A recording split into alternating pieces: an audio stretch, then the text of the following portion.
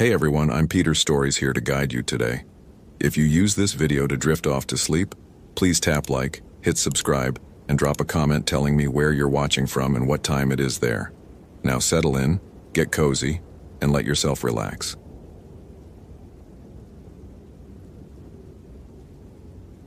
The footprints ended mid-stride. Not at a cliff edge, not at a stream, not at any logical boundary. Just stopped, as if Madison Garcia had been plucked from the earth between one step and the next. Thomas O'Brien knelt beside the final imprint, his breath fogging in air that shouldn't have been this cold in August. He'd been a ranger for 6 weeks. 6 weeks in North Cascades National Park, transferred from the flat, predictable forests of Michigan's Lower Peninsula to this vertical wilderness of glaciers and granite.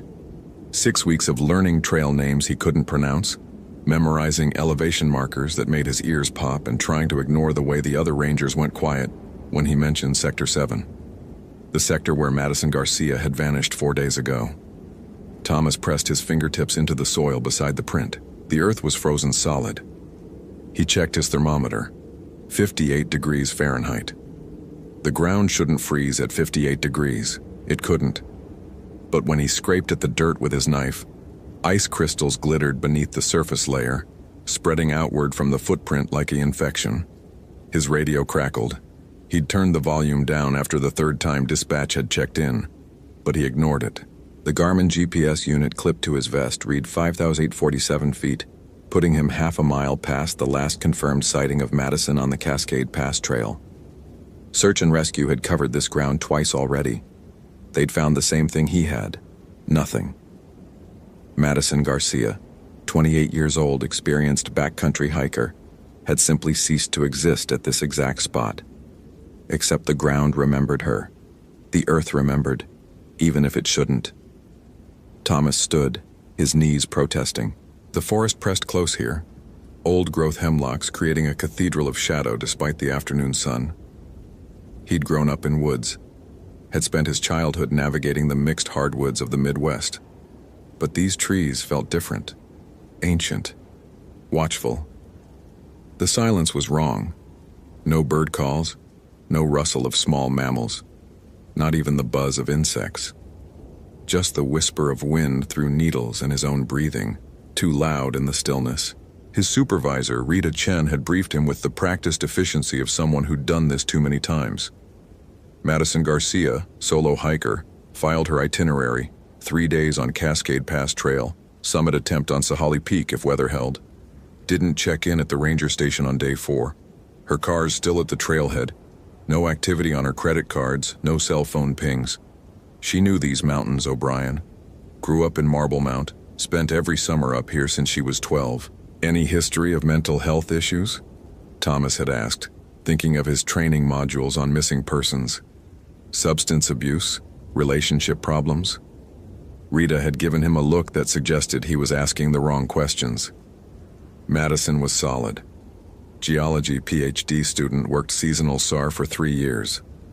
She's the one who finds people, not the one who gets lost.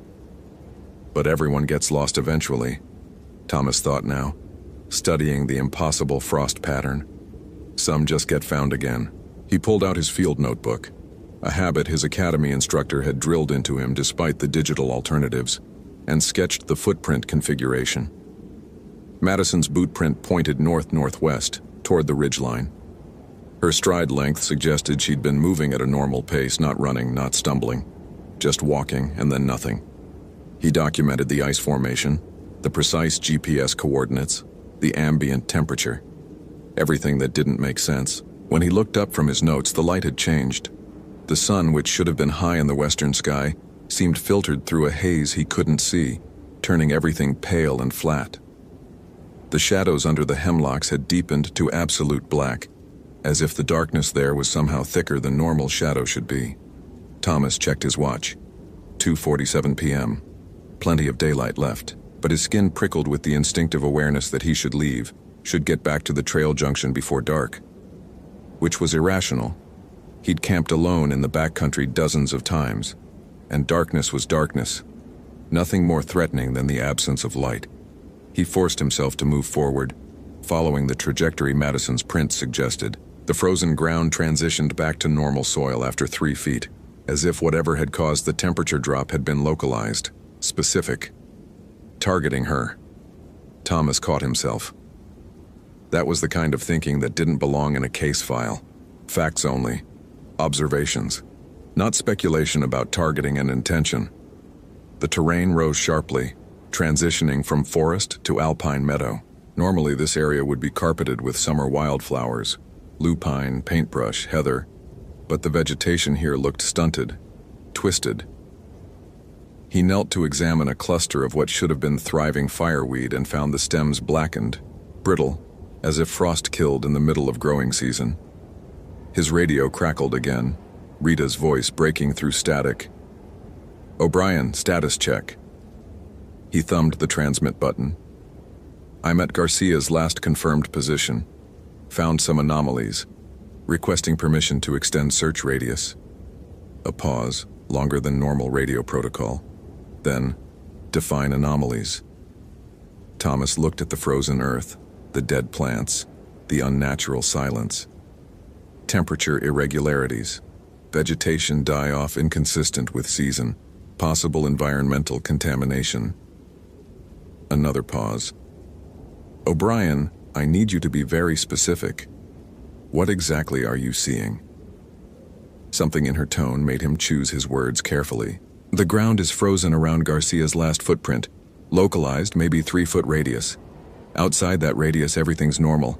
I've never seen anything like it." The static on the radio seemed to deepen, as if the mountains themselves were listening. Then Rita's voice came through, flatter than before. "Document everything. Photographs, measurements, samples if you can get them. But O'Brien, don't go past the timber line. Stay in the trees." "Why?" "Because Madison didn't." The radio clicked off before he could respond. Thomas stared at the handset, then at the alpine meadow stretching up toward the ridge. The tree line was a hard boundary here, hemlocks giving way abruptly to open ground. Beyond that, he could see the rocky slopes leading up to Sahale Peak's glacier-clad summit, white against the blue sky. Beautiful, desolate, and according to Rita, where he shouldn't go, he went anyway. The moment he stepped out of the tree cover, the temperature dropped 15 degrees. His breath went from barely visible to thick fog, and the skin on his face tightened with cold. The Garmin's temperature sensor confirmed it, 43 degrees, a full 20-degree drop in 10 feet of horizontal distance. Impossible, unless there was some bizarre microclimate effect he didn't understand. The meadow should have been alive with the drone of insects, the whisper of grass in wind. Instead, it was silent as a grave. Thomas walked carefully, scanning the ground for any sign of Madison's passage. His boots crunched on vegetation that felt wrong underfoot. Too brittle, too fragile. He found her backpack at 6,100 feet. It sat upright in the middle of a small clearing, positioned as if carefully placed rather than dropped. The red fabric stood out against the pale grass like a wound. Thomas approached slowly, documented its position with his camera, then pulled on nitrile gloves before touching it. The pack was heavy. Madison hadn't lightened her load. He opened the main compartment and found everything intact. Tent, sleeping bag, food rations still sealed, water filtration system, first aid kit. Her wilderness permit was in the front pocket, properly filled out, dated 4 days ago. Her journal was in there too, a green moleskin with water-stained pages. Thomas flipped through it, skimming entries about trail conditions and weather patterns. Madison wrote in precise scientific prose, documenting observations about alpine ecology and geology. But the final entries changed in tone. August 14th. Strange cold front moved through last night. Thermometer read 29 degrees at 5,800 feet. Unusual for mid-August. Checked weather service. No reported temperature drop. Localized phenomenon? August 15th. The cold is following me. I know how that sounds. But twice today I've felt it. Sharp temperature drop, maybe 20 degrees, lasting 5 to 10 minutes. No meteorological explanation. Air pressure stable. No wind. Just cold. August 16th. Found tracks this morning circling my tent. Human feet bare. Who hikes barefoot at 6,000 feet? Followed them for a quarter mile. They just stop. No sign of where the person went. Stride length increases toward the end. Whoever left them was running, or something was chasing them. August 17th. I'm not alone up here. I can feel it watching. Last night I heard something outside my tent. Breathing, but wrong. Too deep, too slow. Like lungs the size of oil drums. I stayed inside until dawn. When I came out, there were handprints in the frost on my tent. Hands too large to be human. 6-fingered. The journal ended there, mid-entry, as if Madison had stopped writing mid-thought. Thomas's hands had gone numb despite the gloves. He looked around the clearing, suddenly aware of how exposed he was. The tree line was 100 yards back. The summit loomed above, glaciers gleaming like teeth. And he was alone in the thin air with a missing woman's pack and a journal describing something impossible. His radio hissed with static, but when he tried to raise dispatch, he got nothing but white noise. The Garmin still showed satellite lock, but the display flickered intermittently, as if something was interfering with the GPS signal. A sound reached him, faint but distinct. Footsteps. Slow, measured, crunching through the brittle vegetation. Thomas turned in a circle, trying to locate the source, but the acoustics of the meadow made it impossible. The sound seemed to come from everywhere and nowhere, echoing off the rocks above. Then he saw it. A figure, perhaps 200 yards away, moving along the ridge. Human-shaped, but wrong in ways he couldn't immediately define. Too tall, or too thin, or both. It walked with a strange hitching gait, as if its legs bent at angles that didn't match human anatomy. Thomas raised his binoculars with shaking hands. The figure was closer than it should have been. He could have sworn it was 200 yards away a second ago, but through the lenses it appeared to be maybe 100 yards, approaching steadily. He could see details now. Pale, bark-like skin stretched tight over an elongated frame. Arms that hung too low, reaching almost to the ground. And the face? He dropped the binoculars. When he looked again with naked eyes, the figure was gone. But the footsteps continued, louder now, closer. Thomas grabbed Madison's pack and ran. He made it to the tree line in 30 seconds that felt like 30 minutes, his lungs burning in the thin air, his heart hammering against his ribs. The moment he crossed under the hemlock's shelter, the temperature rose and the footsteps stopped. He leaned against a tree trunk, gasping, trying to process what he'd seen. Nothing. He'd seen nothing. A trick of elevation and light, maybe a mountain goat or a bear at extreme distance, distorted by heat shimmer or... The temperature was 43 degrees. There was no heat shimmer. Thomas forced himself to calm down, to think like a ranger instead of a terrified animal. Whatever he'd seen, or thought he'd seen, didn't change the facts. Madison was missing. Her pack had been found at a specific location. The journal entries suggested she'd been experiencing something unusual before she disappeared. Experiencing or imagining? He pulled out the journal again, reading more carefully. Madison's handwriting deteriorated over the final entries, becoming jagged and rushed. But her observations remained specific, detailed. The 6-fingered handprints. The sound of oversized lungs. The sensation of being watched. His academy training had covered search and rescue protocol for disoriented or hypothermic subjects. It had covered protocols for accident scenes and crime scenes. It had not covered what to do when a missing person's journal described something from a nightmare. The sun was lower now, touching the western peaks. Thomas checked his watch, 4:15 p.m. He'd lost 90 minutes somehow, though he could have sworn he'd only been in the meadow for 20 minutes at most. Time distortion was a symptom of altitude sickness, but he felt fine. No headache, no nausea, no confusion, except for the lost time, and the impossible cold, and the figure on the ridge that had moved like no living thing should move. He keyed his radio again. Static answered, but underneath it he thought he heard something else. A voice, perhaps, speaking in a language he didn't recognize. Guttural, clicking, utterly inhuman. The radio went dead in his hand. Thomas looked at the darkening forest, then at Madison's pack. Inside, he'd found her satellite phone. Unlike his radio, it still had battery and signal, 3 bars, incredible at this elevation. But when he checked her call history, the last entry was from 5 days ago before she'd entered the backcountry. He started to dial dispatch, then stopped. Rita's warning echoed in his mind. Don't go past the timberline. She'd known something about this place, about what happened here. Instead, he opened the phone's photo gallery. Madison had been documenting her trip. Trail vistas, wildflowers, geological formations. But the photos from the final day showed something else. In the background of a sunset shot, barely visible at the edge of the frame, was a figure. Tall, impossibly thin, watching from the trees. Thomas zoomed in. The image pixelated, but he could make out details. Elongated limbs, pale skin, and eyes that reflected the camera flash like an animal's, shining white in the gathering darkness. In the next photo, taken minutes later judging by the metadata, the figure was closer. Then closer still. The final photo in the sequence was a blur of motion and darkness, but at the center, crystal clear, was a face.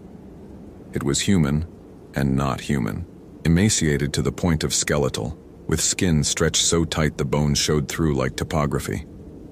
The mouth was open in a rictus that revealed too many teeth, sharp and irregular. But the eyes were the worst. Human eyes, intelligent and aware and hungry, with a hunger that went beyond mere appetite. Thomas dropped the phone. When he picked it up again with shaking hands, the screen showed a new photo. Taken 30 seconds ago, according to the timestamp. He hadn't touched the camera function, but there it was. A picture of him taken from behind, showing him standing in the clearing examining Madison's pack, showing him from a vantage point maybe 20 feet away. He spun around, nothing but trees and shadows and the failing light. The phone buzzed. A text message from Madison's number to her own phone, sent right now. "It's so hungry, Thomas. It's been hungry for so long." He was running before he consciously decided to move. Madison's pack bouncing against his back, branches whipping at his face. The trail seemed impossibly far away, and the forest had become a maze of identical hemlocks, each massive trunk indistinguishable from the next. His Garmin showed him heading south toward the trail junction, but the path kept shifting, forcing him to detour around deadfalls and thick underbrush that hadn't been there on the way up. Something was hurting him, directing his flight. Thomas burst out of the trees into a clearing he didn't recognize. The light was almost gone now, the sun having dropped behind the peaks, leaving only a gray twilight that made everything flat and distant. In the center of the clearing stood a structure, rough logs lashed together with what might have been rope or might have been something else, something organic. Hanging from the crossbeam were objects that swayed in a wind he couldn't feel. He approached despite every instinct screaming at him to run. The objects were pieces of clothing, tattered and weathered. A blue jacket, a red bandana, a yellow rain shell. Each item tagged with a name written in black marker on white tape. David Chen, 2009. Sarah Mitchell, 2012. Robert Harkins, 2015. 16 names in total. 16 people who had entered Sector 7 and never left. Madison's green fleece jacket hung at the end. No date yet recorded. A sound behind him. That hitching, uneven gait. Footsteps on frozen ground. Thomas turned slowly, unable to help himself. It stood at the clearing's edge, where the twilight was deepest. Tall enough that it had to stoop beneath the lowest branches. Skin like birch bark, peeling and pale. Limbs that ended in hands with too many fingers, tipped with black nails like obsidian. And the face, that terrible, starving face with its desperate human eyes. It spoke, and its voice was a chorus of whispers as if dozens of people were speaking in unison. "I told you not to come here. I tried to warn you. I've been warning all of you for so long." Thomas couldn't speak, couldn't move. The cold rolled off the creature in waves, and his breath came out in clouds that froze and fell like snow.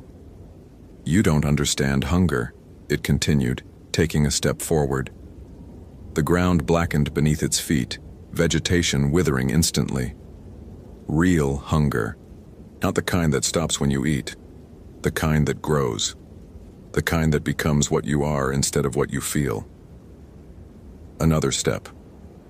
Thomas's legs finally responded to his brain's screaming commands, and he stumbled backward. His hand found the canister of bear spray on his vest. Useless, probably, but it was something. Madison understood at the end.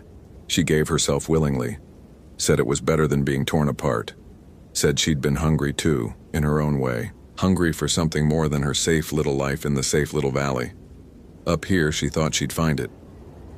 The creature, the Wendigo, because that's what it was, what it had always been, haunting these mountains since before the Park Service gave them names and boundaries, tilted its head at an angle that would have snapped a human neck.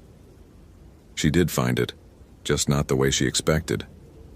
Thomas raised the bear spray with both hands to keep them from shaking. "Where is she? What did you do?" The Wendigo's mouth stretched wider, revealing layers of teeth like a lamprey. "She's here. She's always here. They all are." It gestured with one elongated arm toward the forest behind Thomas. He risked a glance and saw them, figures standing between the trees. 17 of them. Tall and thin and starving, with skin like bark and eyes that held echoes of who they used to be. One wore the tattered remains of a blue jacket. Another still had a red bandana knotted around what remained of its neck. And in the front, newest and therefore least transformed, stood something that had been Madison Garcia. She retained more human characteristics than the others. Her face was still recognizably a face, her hair still hung in dark tangles, but the change was there. Her limbs had elongated, her skin had paled, and when she opened her mouth, the teeth were already sharpening. "I'm sorry," she whispered, and her voice was her own, still human beneath the chorus of other voices. "I tried to leave, but it won't let us. The hunger won't let us. And now you're here, and you smell like everything we're not anymore. You smell like life."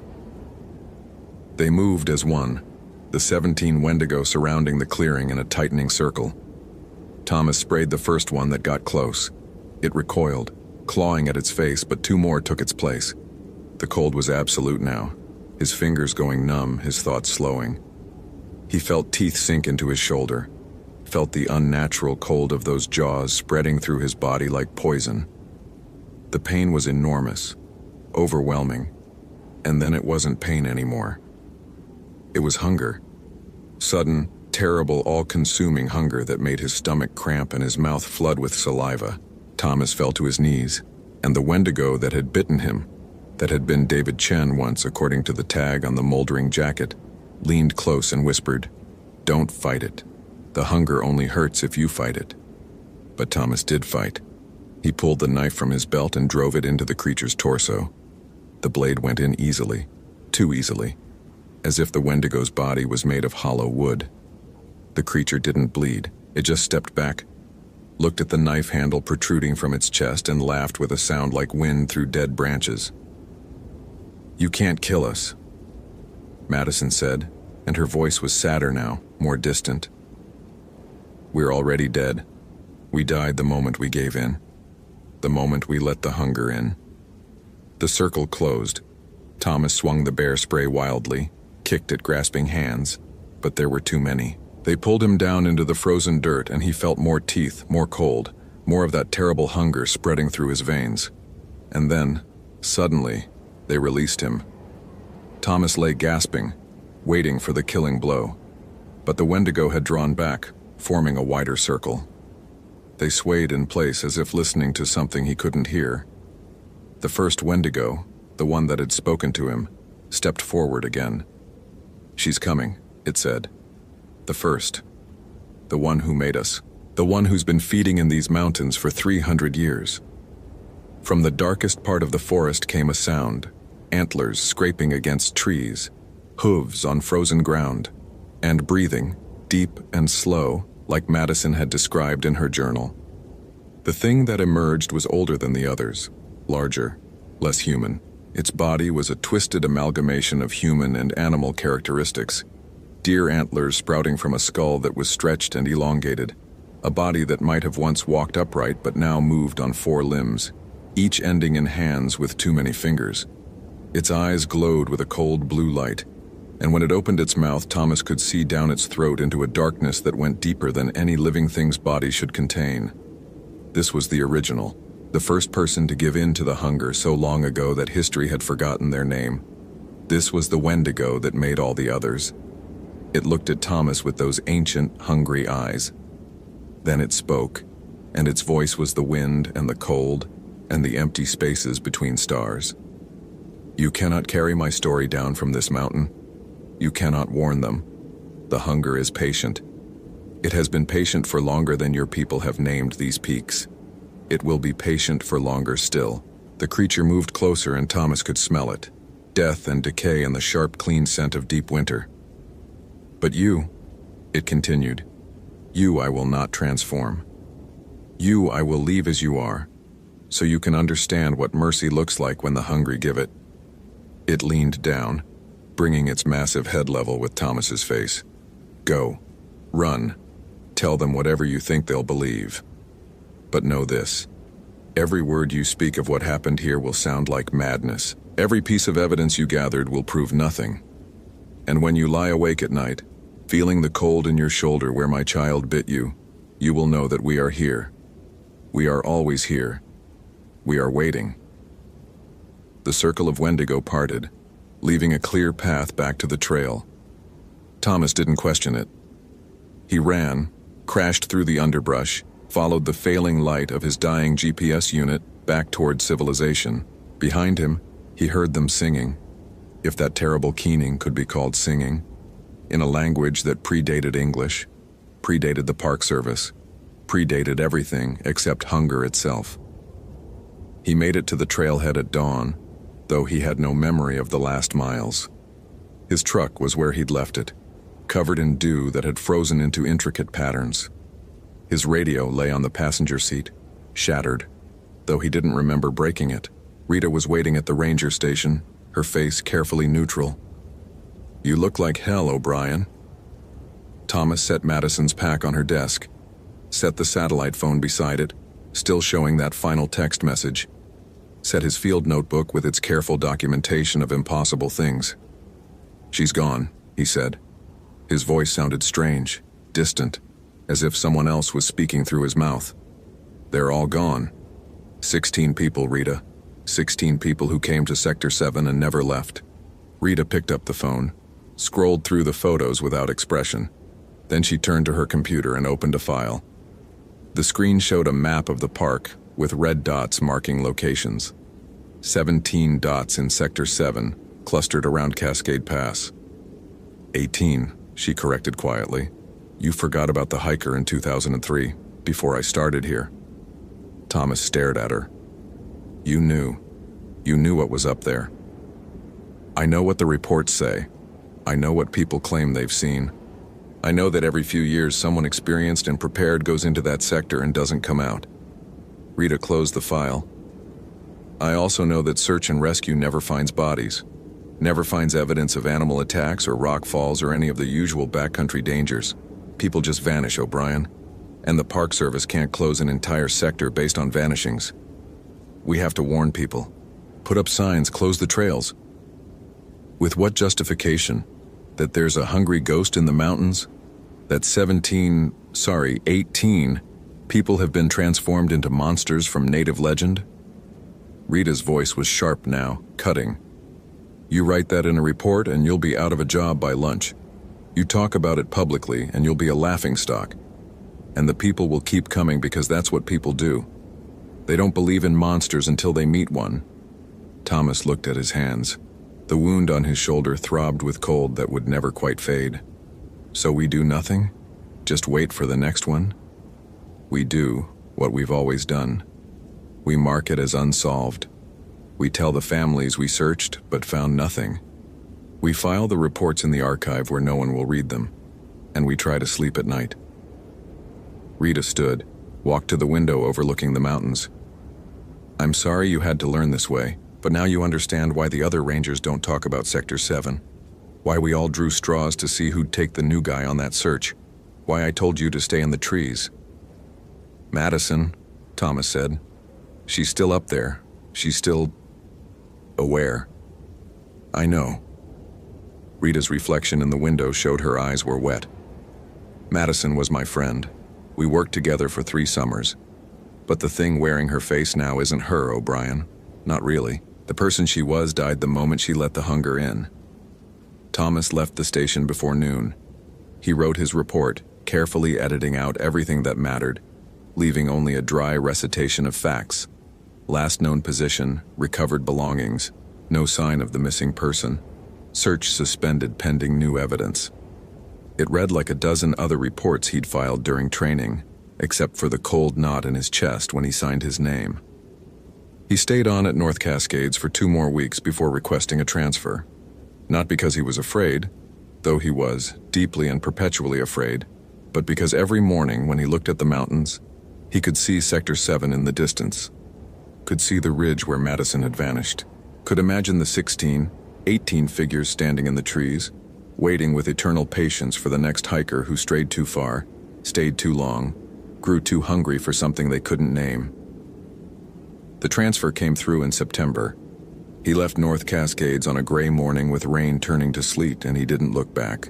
But sometimes in the depths of winter, when the temperature drops without warning and the air takes on that sharp, clean scent of deep cold, Thomas wakes in the night with the taste of hunger in his mouth. Not physical hunger.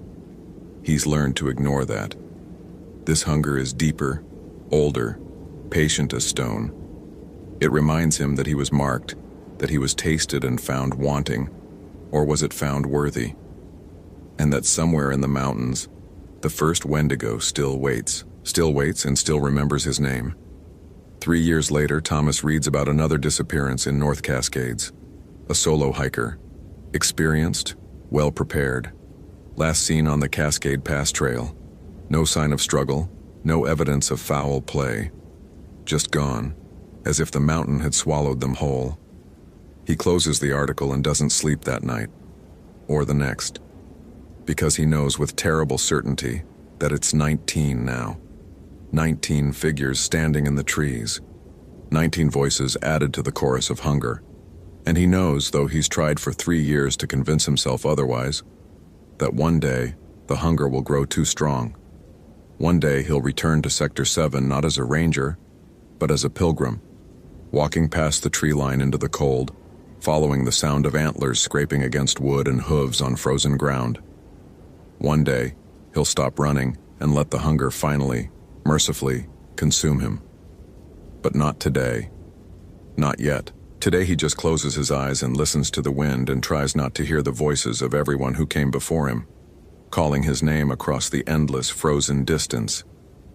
Hope you felt genuine terror. If you appreciate authentic horror rooted in real folklore, consider following for more stories. Which moment scared you most? Share your theory about what happened.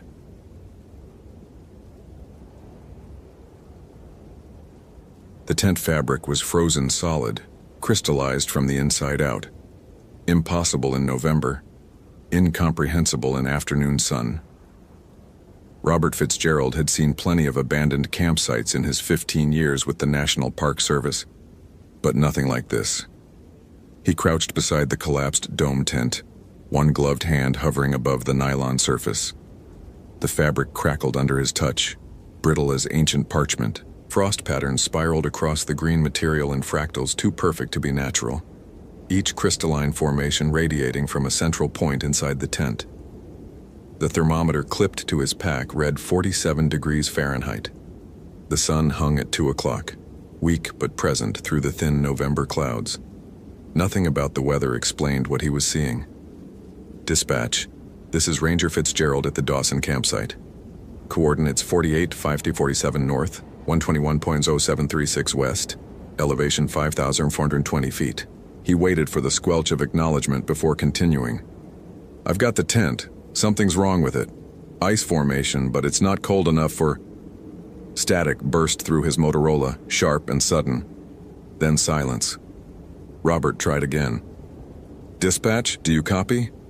Nothing. He checked the radio display. Full battery, strong signal indicator. The device should be working perfectly. He'd replaced the batteries that morning at the Marble Mount Ranger Station before driving up to the Cascade Pass trailhead. He returned his attention to the tent. The zipper was sealed shut with ice. The metal teeth fused together. Through the translucent nylon, he could make out shapes inside. A sleeping bag, a backpack, what looked like a camping stove. No body. The missing persons report had been filed 3 days ago when Tyler Dawson failed to check in with his hiking partner after a solo overnight trip. 24 years old, experienced backpacker, carrying a Garmin GPS and emergency beacon. Neither device had been activated. Robert walked the perimeter of the site, his boots crunching through patches of early snow that had fallen 2 nights prior. The campsite occupied a small clearing 50 yards off the Cascade Pass Trail, sheltered by ancient Douglas firs and western hemlocks. Standard backcountry site. Nothing remarkable about the location, but the snow told a story that made his scalp prickle. Footprints led away from the tent in every direction, dozens of them, maybe more.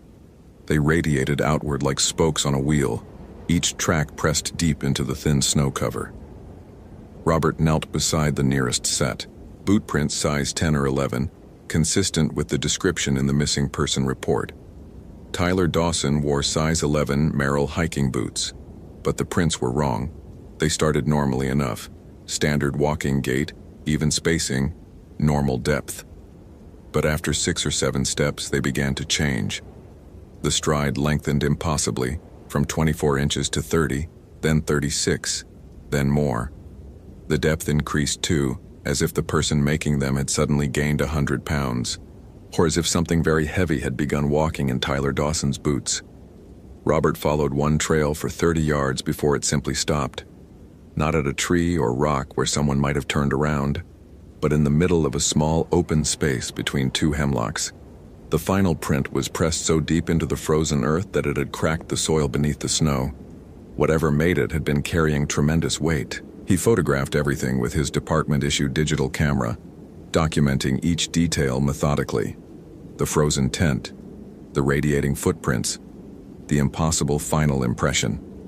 15 years of experience had taught him to trust evidence over intuition, to maintain professional skepticism in the face of the unusual. But experience had also taught him when something was fundamentally wrong. This was wrong. Robert tried the radio again. Still nothing but dead air. His cell phone showed 0 bars, which was normal for this elevation in the North Cascades. The nearest reliable signal was back at the trailhead, 4 miles and 2,000 vertical feet below. He considered hiking back down to report, but park protocol was clear.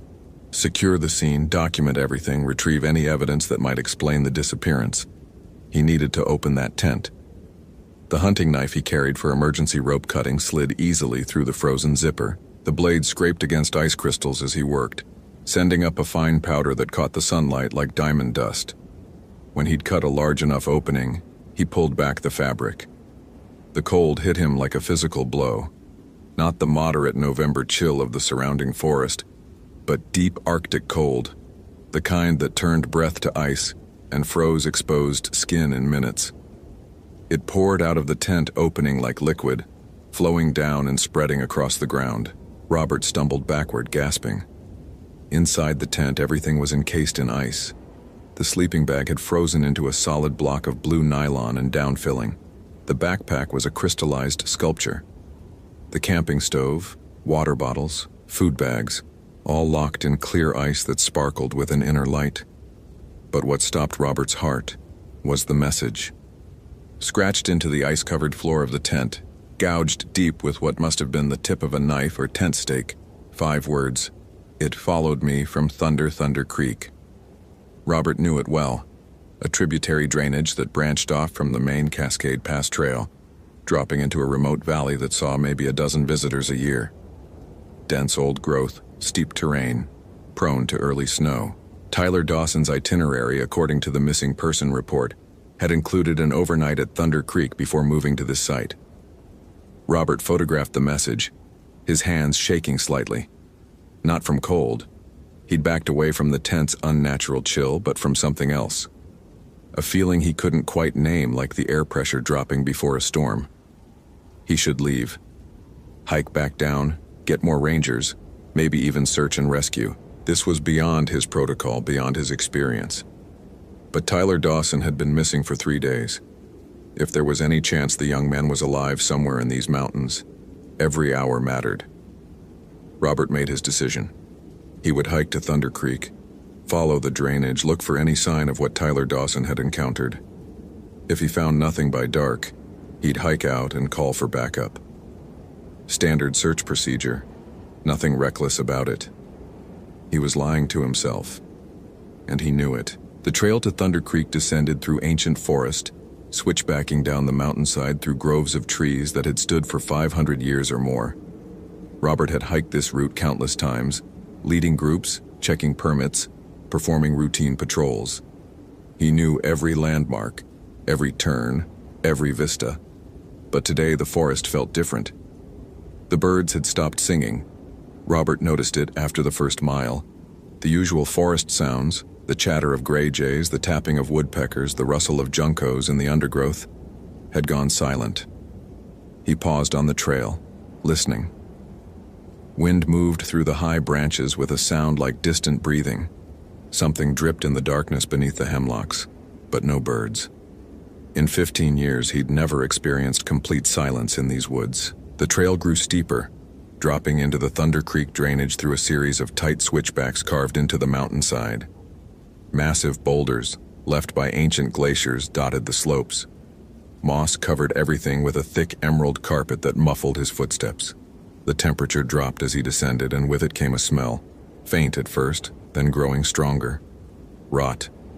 Decay, but wrong somehow. Too sweet and sharp at the same time, like meat left in a freezer too long and then thawed. Robert stopped at a junction in the trail. The main path continued down to Thunder Creek. A smaller, unofficial trail, really just a game track, branched off to the right, following the ridgeline before dropping into a side valley. The smell was stronger to the right. He turned right. The game trail wound through dense undergrowth, barely visible beneath the season's accumulated leaves and needles. Robert had to push through salal bushes and step over fallen logs, his progress slow and loud. The smell grew stronger with each step, nauseating now. He pulled his bandana up over his nose and mouth, breathing through fabric. The trail opened into a small clearing, no more than 20 feet across. What he found there would stay with him until his last day. 7 deer carcasses arranged in a circle, each one stripped of meat with surgical precision, bones gleaming white, skulls intact but empty. No scavenger damage, no blood on the ground. The deer looked like they'd been processed in a butcher shop and then carefully positioned, their skeletons forming a perfect ring around the clearing's center. In the middle of the circle, scratched into the bare earth, a symbol. Robert had seen Native American petroglyphs in his work, studied them in training courses, learned to recognize and report archaeological sites. This was similar, but wrong. The basic structure resembled symbols from the local Salish tribes, angular lines, geometric patterns, but twisted somehow, inverted. Where traditional symbols suggested balance and harmony, this one spoke of hunger. He photographed it, his hands steady now despite the rising dread. This was evidence. This was real. Whatever Tyler Dawson had encountered, it had left physical traces. A sound echoed through the trees, low, resonant, somewhere between a moan and a whistle. It came from deeper in the valley, down where Thunder Creek ran through old growth that had never been logged. Robert stood perfectly still, listening. The sound came again, closer this time. Not wind, not animal. Something else. He should run. Every instinct screamed at him to turn around, get back to the main trail, hike out while he still could. But he thought of Tyler Dawson, 24 years old, someone's son, maybe someone's brother, lost in these mountains for 3 days. If there was any chance.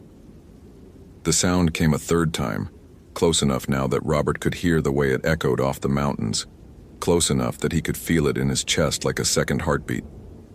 He moved forward. The descent into the Thunder Creek Valley took another hour. The temperature continued to drop, well below what the elevation and season should produce. Robert's breath steamed in great white plumes. Frost formed on the bark of trees, spreading visibly, crystallizing before his eyes. The stream itself, when he finally reached it, was partially frozen despite the relatively warm November weather. He found the second campsite on a gravel bar beside the creek. One tent, orange and modern, the fly properly secured, no ice, no obvious damage. But the feeling of wrongness was overwhelming, a physical pressure that made Robert's ears pop and his vision swim at the edges. The tent was empty, sleeping bag neatly rolled, pack organized, stove assembled as if for an evening meal that was never prepared. Tyler Dawson's wallet sat on a flat rock beside the tent, open to his driver's license. His phone rested next to it, dead. The emergency beacon lay nearby, unused. But inside the tent, carved into the floor again, "Don't let it speak, don't listen."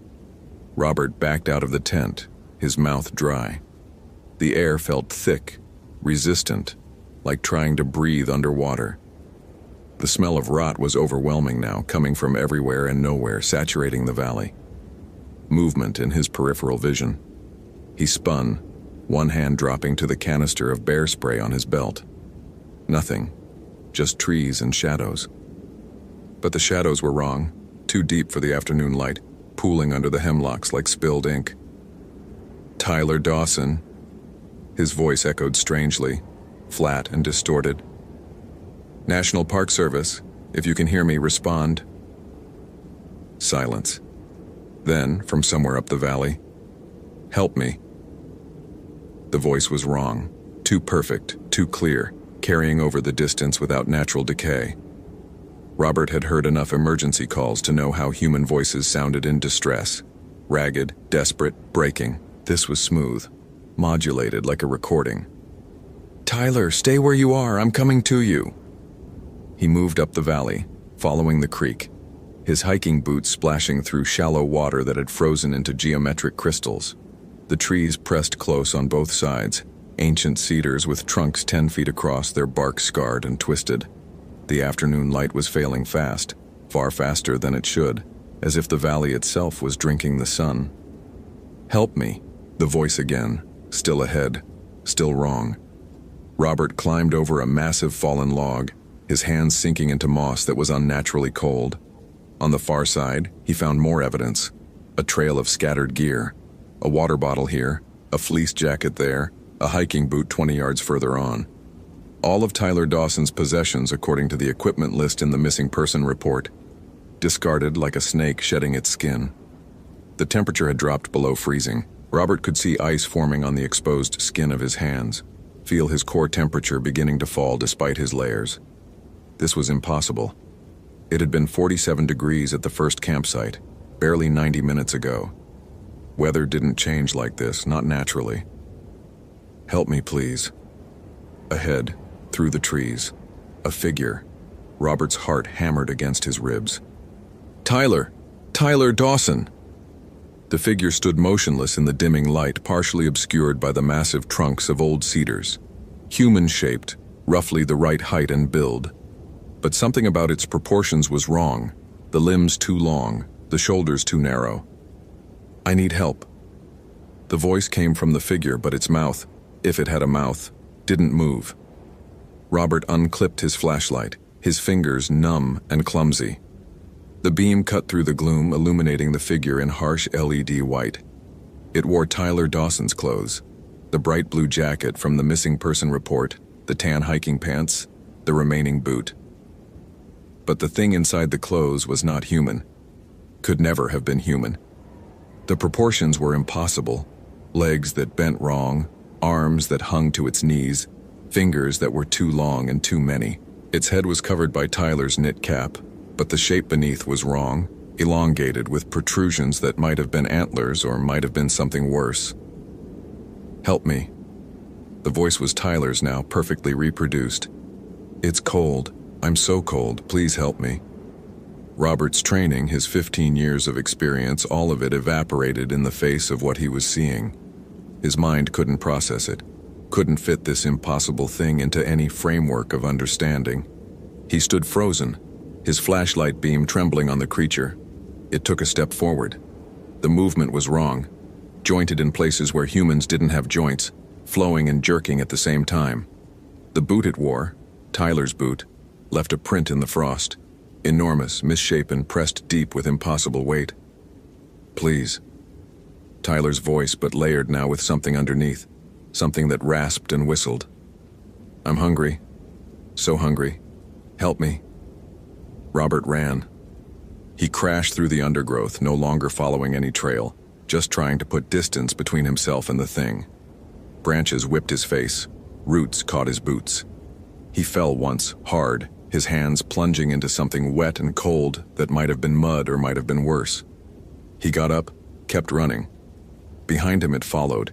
He could hear it moving through the forest, impossibly fast, impossibly quiet. The sound of Tyler's voice called after him. "Don't go, please don't go, I need you." Robert's lungs burned. His legs screamed, but terror drove him forward, down the valley, away from the thing. He splashed through Thunder Creek, the water freezing instantly on his pants.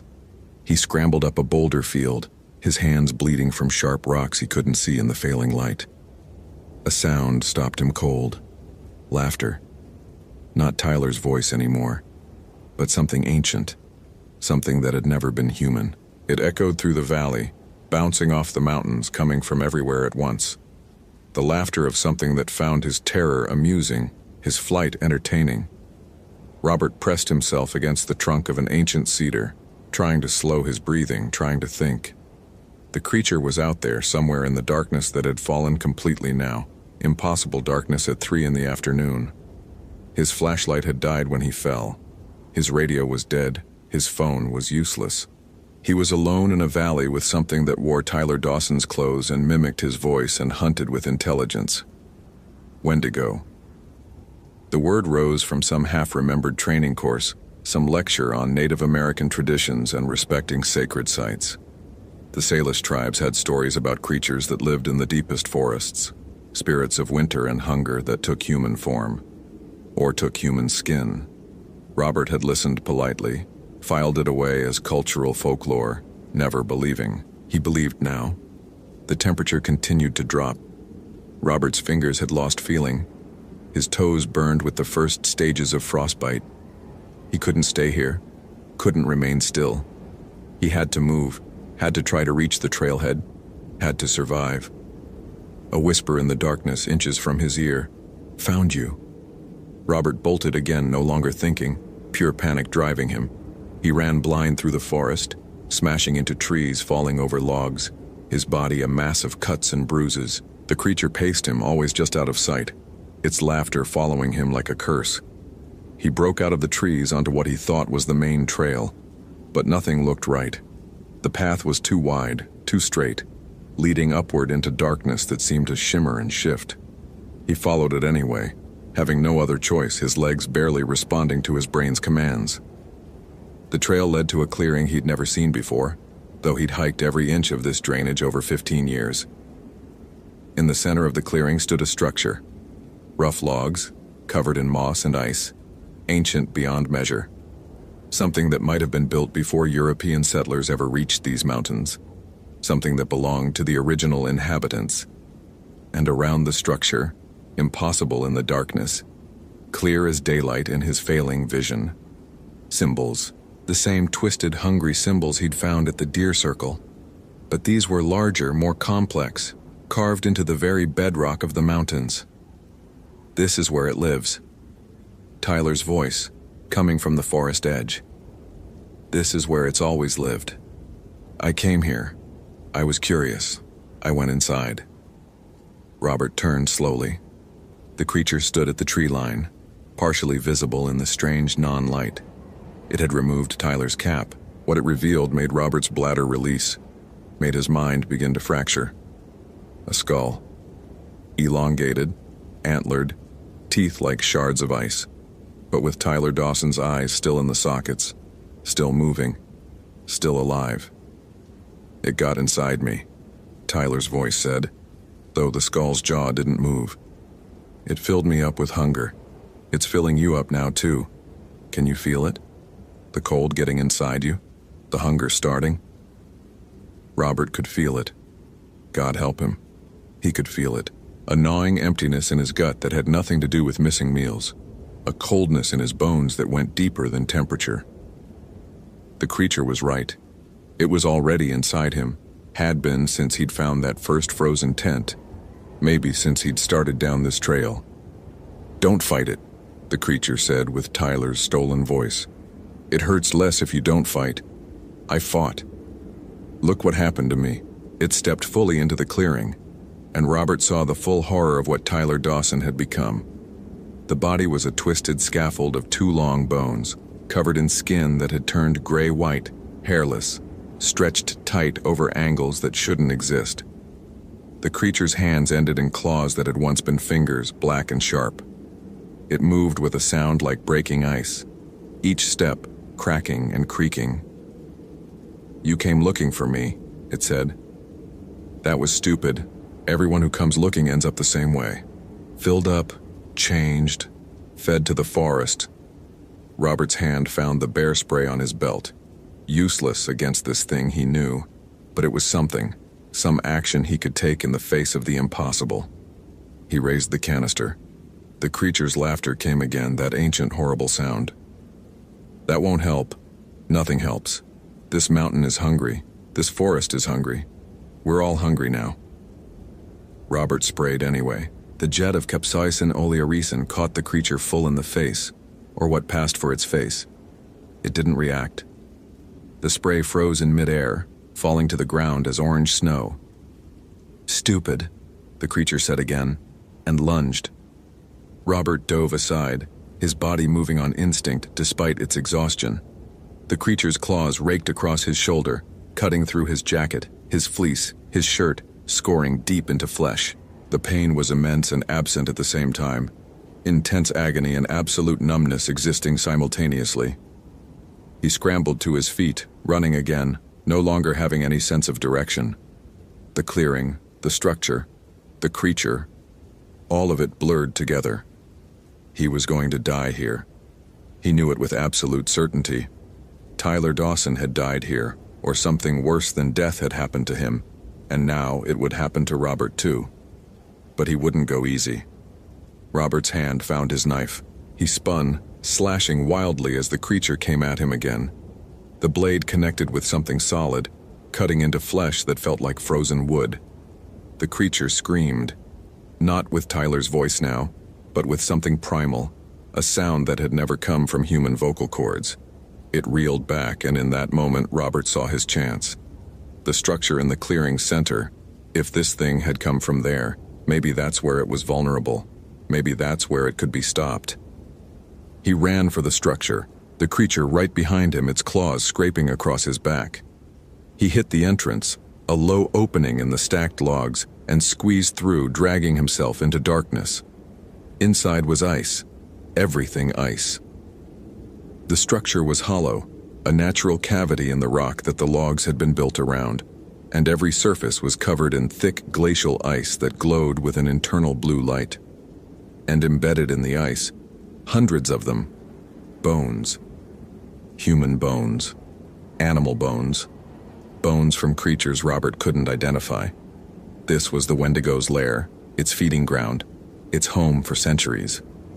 The creature followed him in, its body scraping against the logs, its breath whistling cold. "Nowhere to run now," it said with Tyler's voice, but the voice was degenerating, becoming more inhuman with each word. "Nowhere to hide, just give in, let the hunger in. It's easier than fighting." Robert's back was against the ice wall. His shoulder and back bled freely, the blood freezing before it could drip. His mind was fragmenting, unable to process what he was experiencing, unable to maintain the coherent narrative of reality. He was going to break. He was going to give in. No. Somewhere in his fracturing consciousness, a memory surfaced.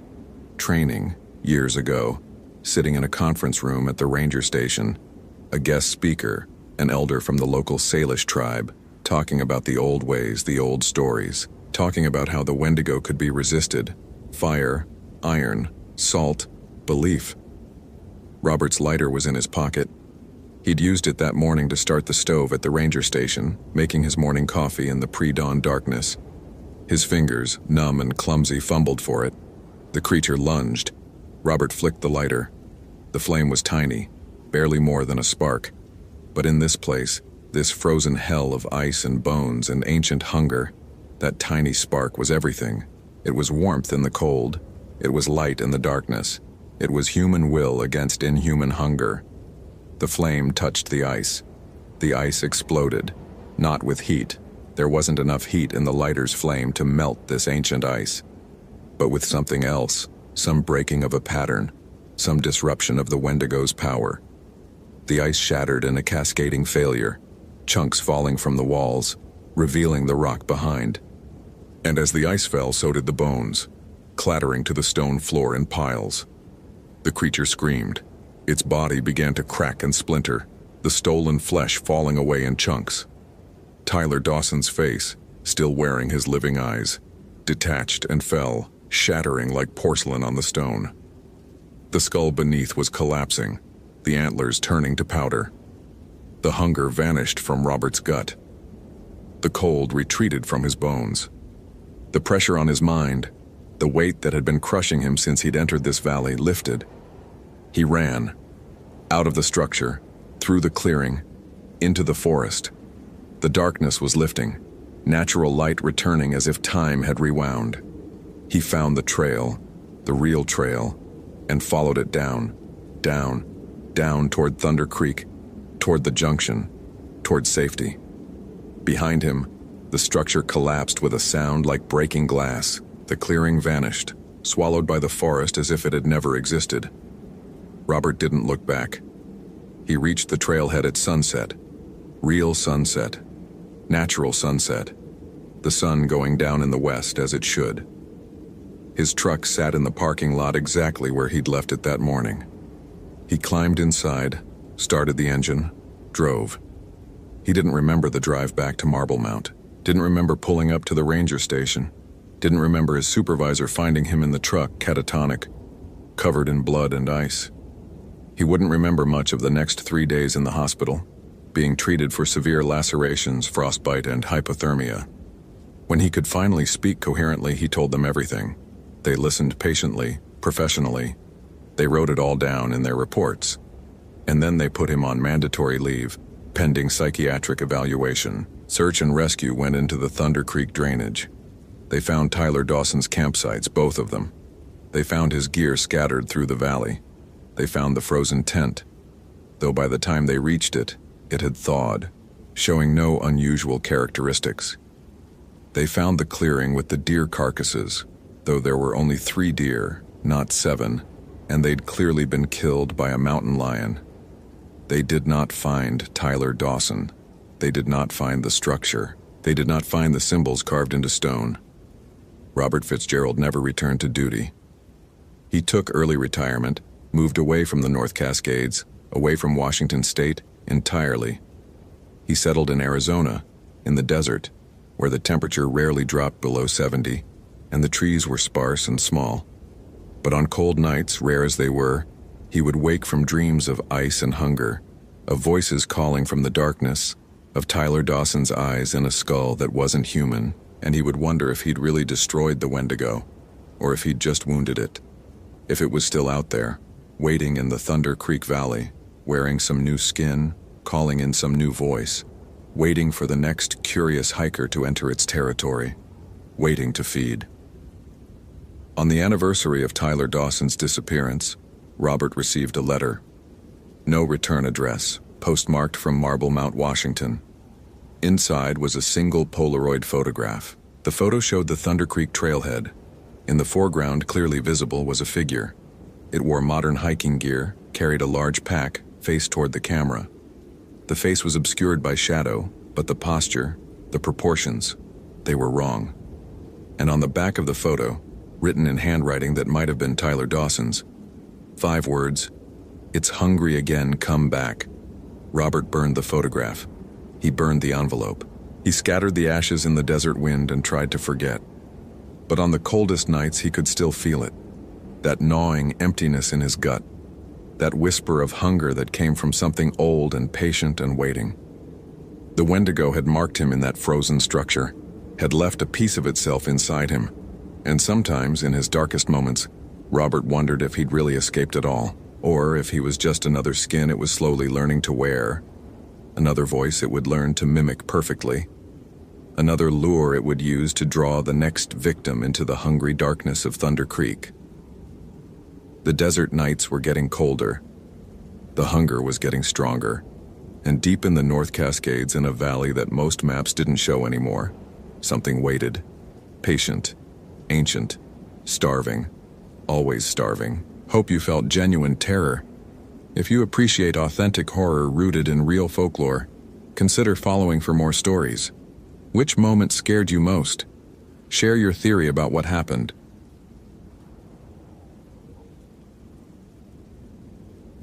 The photographs made no sense. Daniel Kowalski had set up the Bushnell Trophy Cam on the Upper Hoh River Trail 3 weeks ago, positioning it at mile marker 8.7 to document the black bear population patterns he'd been tracking since spring. The camera's specifications were clear: 8 megapixel resolution, 0.6 second trigger speed, timestamp accuracy verified against NIST atomic clock standards. He'd installed 12 of these units across Olympic National Park's eastern sections, and they'd never malfunctioned. Not once in 4 years. He spread the printed images across his desk at the Hoh Rainforest Ranger Station, arranging them in chronological order. September 17, 2011, 11:47 p.m. Empty trail, moisture beating on sword ferns. The distinctive moss-draped Sitka spruce, identifiable by the lightning scar on its trunk. September 17, 2011, 11:47 p.m. A woman standing directly center frame, pale face turned toward the camera, dark hair plastered to her skull by rain. Same timestamp. Impossible. Daniel checked the metadata again. Both files showed identical EXIF data down to the millisecond. The camera's internal processor would have needed to capture, save, reset, and capture again in literally 0 time. The technology didn't exist, not in 2011, not in consumer-grade equipment. He pulled up the third image, September 17, 2011, 11:48 p.m. The woman was gone. Sword ferns undisturbed, no footprints in the mud visible in the frame's lower portion. He'd hiked that trail 2 days ago to retrieve the SD card. The ground there stayed soft year-round, holding boot impressions for weeks. He'd seen his own prints from previous maintenance visits still visible in the understory. Daniel had 3 degrees: forestry management from University of Washington, ecology from Oregon State, a master's in geographic information systems from Wisconsin-Madison. He'd built his career on observable data, reproducible results, peer-reviewed methodologies. He didn't believe in camera glitches that violated the laws of physics. He believed in finding explanations. His radio crackled. He ignored it, focusing on the woman's face. The image quality was exceptional, the camera's infrared flash eliminating shadows. She wore what looked like a hiking jacket, dark material slick with rain, but her face held his attention. The skin appeared almost luminous in the flash, eyes reflecting the infrared as pure white circles. Not the typical red-eye effect, something stranger. And her expression, not startled by the camera's flash, not curious or confused, vacant, a mannequin's stare. "Kowalski, you copying?" The radio again, Maria Rodriguez, the evening dispatcher. He thumbed the transmit button. "Go ahead. Just confirming you're still planning the Hoh Lake Patrol tomorrow. Weather Service updated the forecast, rain moving in by noon, dropping to 38 degrees at elevation." "Copy that. I'll pack accordingly." He released the button, eyes returning to the photographs. "You okay? You sound distracted." Daniel hesitated. Maria had worked Olympic National Park dispatch for 17 years. She'd heard every variety of weird report. Tourists claiming Bigfoot sightings, hikers swearing trees moved when they weren't looking, the usual Pacific Northwest mythology that locals learned to dismiss with polite nods. He didn't want to become another data point in that file. "Fine, just reviewing camera trap data, Kowalski out." He opened his laptop, pulling up the complete image sequence from that camera. 73 photographs over 3 weeks, mostly wildlife, Roosevelt elk, black-tailed deer, a cougar on September 9th that made him immediately file a predator activity report. The woman appeared in exactly 2 frames, both with the same impossible timestamp. Daniel zoomed in on her face, enhancing the image until pixels became visible. The reflection in her eyes wasn't quite right. The camera's flash should have created a single bright point, but he could see what looked like multiple light sources, clustered and irregular. He'd seen similar effects in photographs of people with certain eye conditions, coloboma, sometimes severe cataracts, but never this precisely geometric pattern. He pulled the camera's instruction manual from his filing cabinet, checking the troubleshooting section. Timestamp errors, usually caused by dead backup battery. He'd replace that battery during installation. Double exposures, impossible with digital cameras using this image processor. Infrared flash artifacts could cause unusual reflections but not duplicate images with identical timestamps. His phone buzzed. Text from Jennifer Matsuda, the park's wildlife biologist. Got your bear population data. Can we meet tomorrow before your patrol? Need to discuss some anomalies. Daniel typed back, Aero 800 at my station? Perfect. He returned to the photographs, pulling out a magnifying glass for closer examination. The woman's clothing showed details now. The jacket wasn't modern hiking gear. The cut looked wrong, more like a wool coat, maybe Eastern European in style. And there, barely visible at the collar, embroidery. He couldn't make out the pattern clearly, but it appeared deliberate, decorative. His mind cataloged possibilities. Lost hiker photographed by chance, timestamp error making it appear simultaneous. But that didn't explain the second image showing her gone, or the lack of footprints in subsequent frames. Photographic manipulation, someone's prank. But he'd retrieved the card himself and the Bushnell's firmware didn't allow image editing through the device interface. Daniel opened his incident report database, searching for missing persons in the Olympic National Park region over the past month. 3 reports. 2 elderly hikers found safe after overnight searches. 1 woman, Ashley Nguyen, reported missing on September 12th after failing to return from a solo day hike on the Upper Ho River Trail. Last seen at the Ho Rainforest Visitor Center, departing north on the trail system around 9 a.m. He pulled Ashley Nguyen's file. Age 26, Seattle resident. Experienced hiker with multiple wilderness permits on record. The missing person report included a photo. Asian woman, shoulder-length black hair, athletic build, last seen wearing a red North Face jacket and gray hiking pants. The woman in his trail camera photos had black hair, but the jacket appeared dark, possibly black or deep blue, not red, and the facial features. He couldn't tell from the pale, washed-out quality of the infrared image. Daniel grabbed his radio. Dispatch, Kowalski. Maria responded immediately. Go ahead.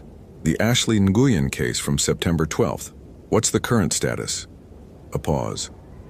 Search was suspended on the 20th.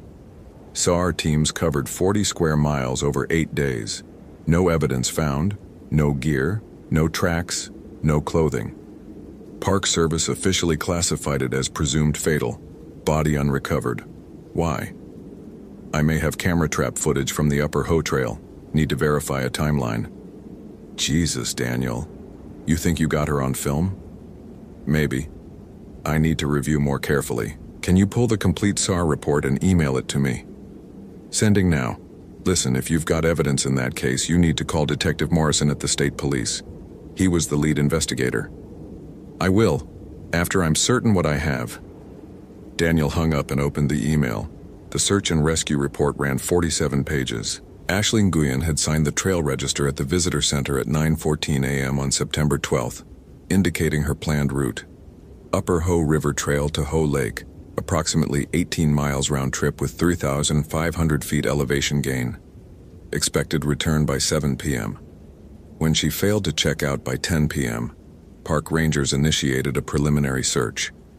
By dawn on September 13th, a full SAR operation deployed. The search radius eventually encompassed the entire Upper Ho watershed. Helicopters with thermal imaging, ground teams with cadaver dogs, technical rescue specialists checking every ravine and cliff face. Nothing. It was as if Ashley Nguyen had simply dissolved into the temperate rainforest. Daniel cross-referenced the timeline. His camera at mile marker 8.7 would have been on Ashley's route if she'd continued past Ho Lake. But the photograph was dated September 17th, 5 days after she disappeared. That didn't align unless she'd survived those 5 days in the wilderness. Possible but unlikely given the lack of camping equipment in her daypack inventory. He examined the woman's face again, comparing it to Ashley Nguyen's driver's license photo. The infrared flash made comparison difficult, but the facial structure seemed similar. Oval face, delicate chin, high cheekbones. Could be her, could be someone else. Daniel printed both images, the trail camera photo and Ashley's license, and laid them side by side. If this was Ashley Nguyen, photographed 5 days after disappearing, 2 questions demanded answers. Where had she been for those 5 days? And why hadn't she sought help at any of the ranger stations or trail systems in the area? He pulled a topographic map from his wall rack, spreading it across the desk. The Upper Ho River Trail ran northwest from the visitor center, climbing through old-growth rainforest into alpine terrain. At mile marker 8.7, where his camera was positioned, the trail elevation sat at 2,140 feet, surrounded by dense western hemlock and Douglas fir. The nearest ranger station was his own, 8 miles southeast. The nearest road access was the Ho Rainforest parking area, 12 miles by trail. If someone wanted to hide in this terrain, they could. The Olympic Wilderness contained some of the most impenetrable temperate rainforest in North America. Vegetation grew so thick in places that you could stand 15 feet from another person and never see them. The moss layer alone reached 3 feet deep in some areas, muffling sound, obscuring landmarks.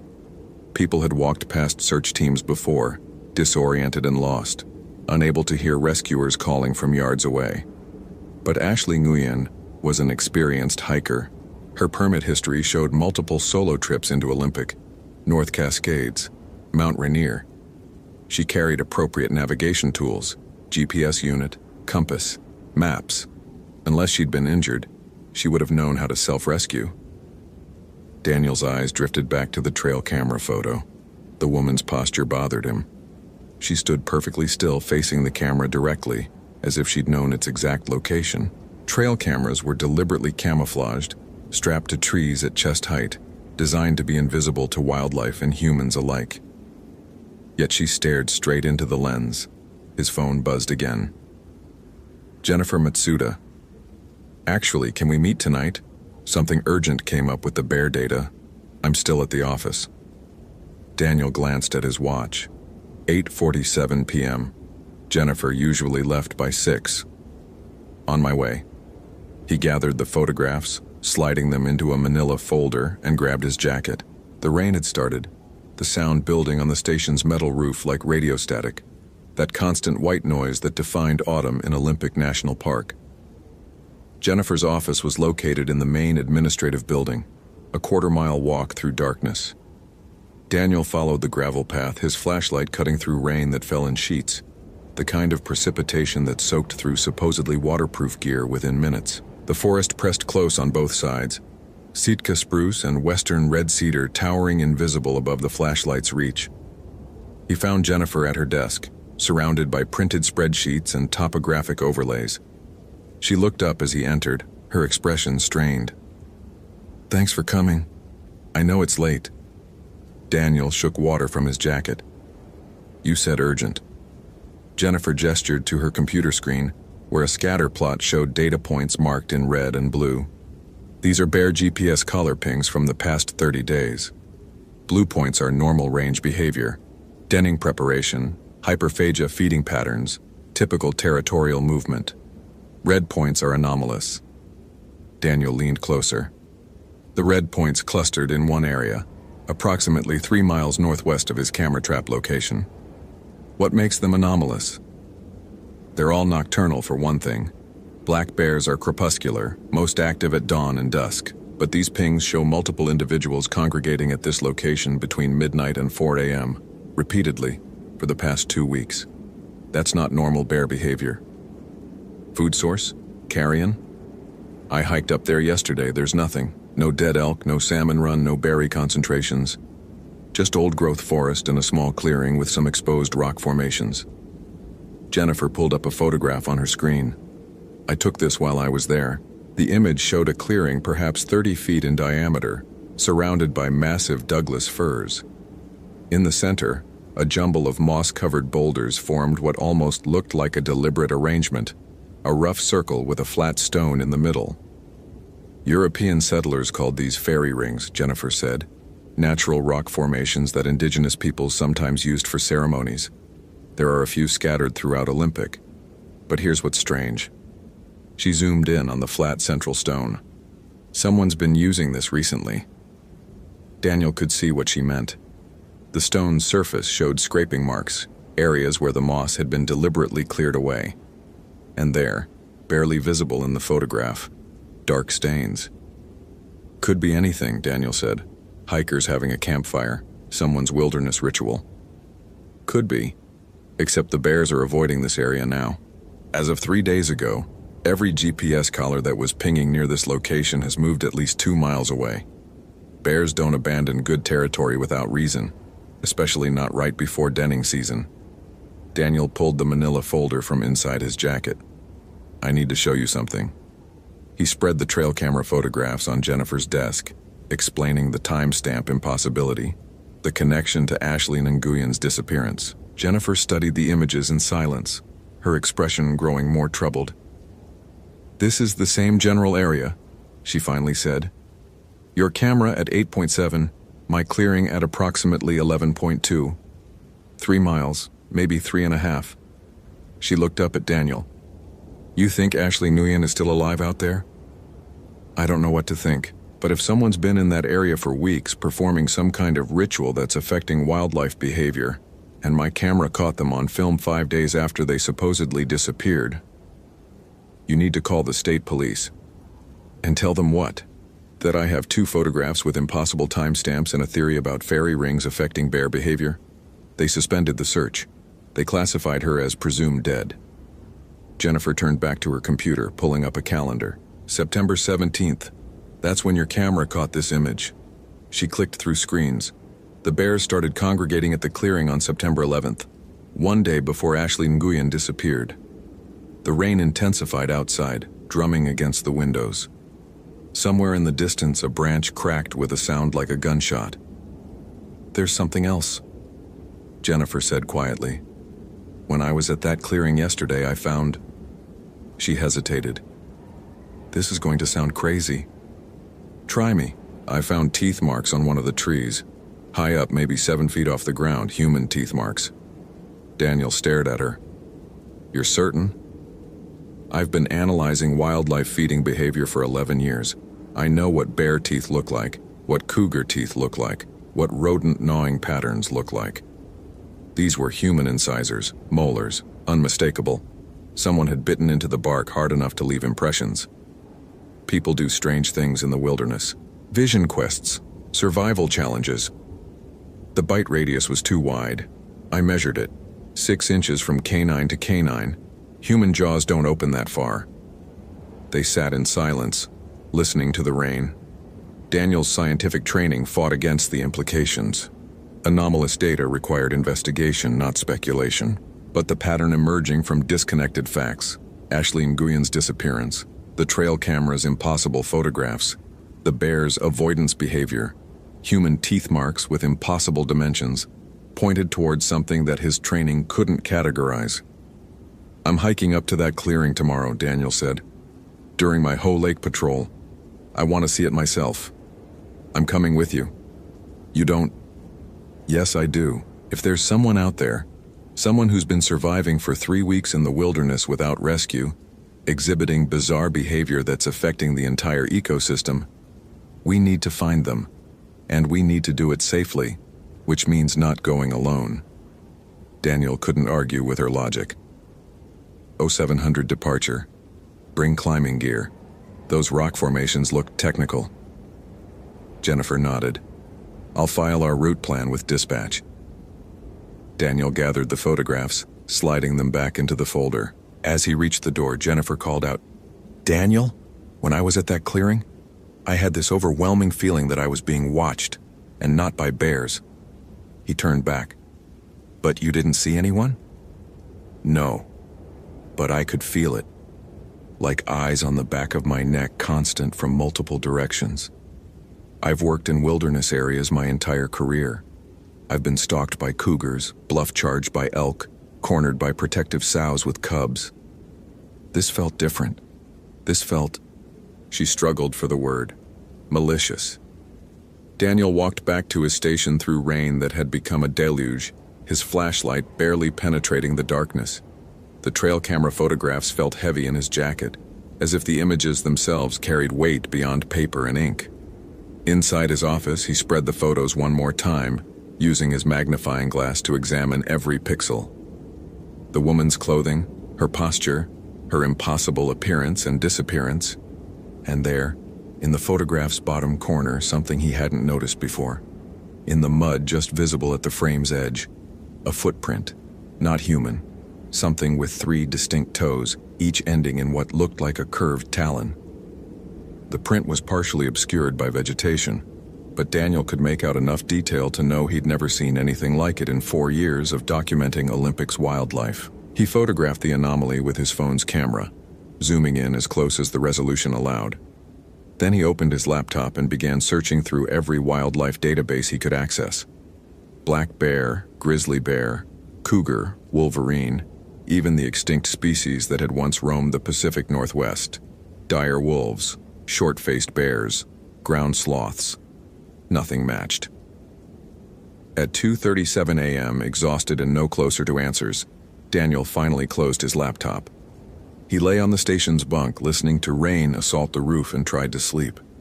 But his mind kept returning to Jennifer's description. Malicious. Not defensive, not territorial, not the neutral indifference of a predator evaluating prey. Malicious implied intent, implied intelligence, implied something that wanted to harm not for survival, but for pleasure. Daniel had never believed in such things. He'd spent his career categorizing, measuring, understanding the natural world through observation and data. The Olympic wilderness was vast and dangerous, capable of killing the unprepared through exposure, injury, dehydration, 1,000 environmental hazards. But it was indifferent, not malicious. Nature didn't hate. Nature simply was.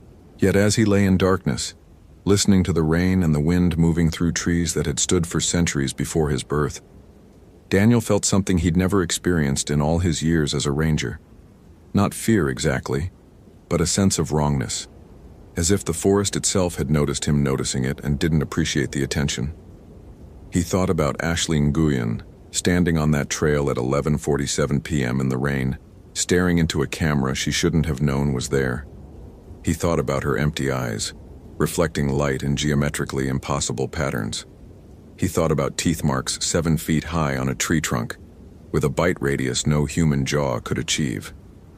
And he thought about the old stories, the ones dismissed as superstition, that immigrants from dozens of cultures had brought to America and found echoed in the indigenous mythology already present. Stories of things that lived in deep forests, things that had once been human but had changed, had become something else, something that wore human shape but served inhuman hungers. His grandmother had told him such stories, late at night when he visited her in Tacoma during his childhood summers. She'd emigrated from Romania in 1952, carrying with her the folklore of the Carpathian Mountains, stories of Strigoi, the undead that rose from improper burials, that drained life from the living, that could appear in multiple places simultaneously because they existed partially outside linear time. Daniel had smiled at those stories, the way children smile at fairy tales, knowing they're fantasies designed to frighten and entertain. He'd grown up, gotten educated, learned to trust evidence and measurement. But as sleep finally claimed him in those early hours before dawn, his last conscious thought was a fragment of his grandmother's warning, spoken in Romanian accented English. The Strigoi knows when you speak its name, it hears across any distance, and once it knows you know, it comes looking. Daniel's alarm went off at 6:00 a.m. He woke feeling unrested, his dreams filled with images of cameras clicking in darkness, capturing frames of movement too fast to parse. He showered, dressed in layers appropriate for alpine hiking, and packed his gear: GPS unit, first aid kit, emergency shelter, 3 liters of water, high-calorie food, climbing harness, rope, carabiners. His service weapon, the Glock 22 that park regulations required him to carry, felt heavier than usual on his hip. Jennifer arrived at 6:55 similarly equipped. Her face showed the same exhaustion Daniel felt. "Didn't sleep well?" he asked. "Kept thinking about that clearing, about what we might find." She paused. "I called Detective Morrison last night. Told him about your trail camera photos." "What did he say?" "He's driving out from Port Angeles today. Should arrive around 3 p.m. I told him we'd be back by then." Jennifer hefted her pack. "If we're not back by 5, he said he's sending a search team." They set out at 7:14 a.m., taking the Upper Hoh River Trail northwest from the ranger station. The rain had stopped, but the forest dripped with retained moisture, every surface slick and treacherous. Fog moved between the trees in layers, reducing visibility to 50 feet in places, then clearing unexpectedly to reveal vistas of ancient growth: Douglas firs 6 feet in diameter, Sitka spruce rising 200 feet into mist, the understory so thick with sword ferns and salal that the ground itself became invisible beneath green. They hiked in silence, maintaining the steady pace of experienced wilderness travelers.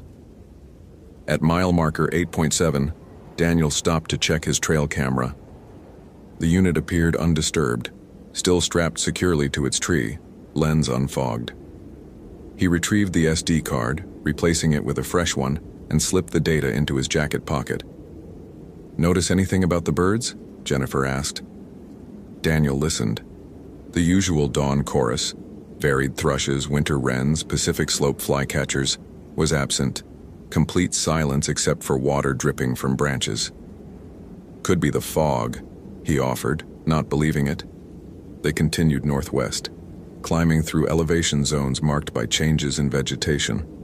Western hemlock gave way to silver fir, the understory thinning as altitude increased. At 3,400 feet, they reached the junction where a spur trail led to Jennifer's clearing. The path was overgrown, barely visible, marked only by old blazes on trees. Jennifer led, using her GPS to navigate. The trail climbed steeply, switchbacking through rock formations that became more pronounced as they ascended. Then abruptly, they emerged into the clearing. It was exactly as Jennifer's photograph had shown, but the atmosphere was wrong. Daniel felt it immediately. That sense of wrongness he'd experienced the night before, amplified. The air felt thicker here, harder to breathe despite the elevation. And the silence was absolute.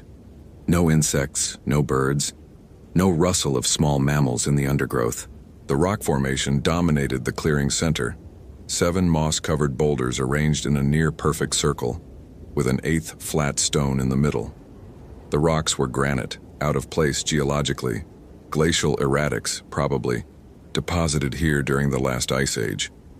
But their arrangement suggested human placement, deliberate design. Daniel approached the central stone.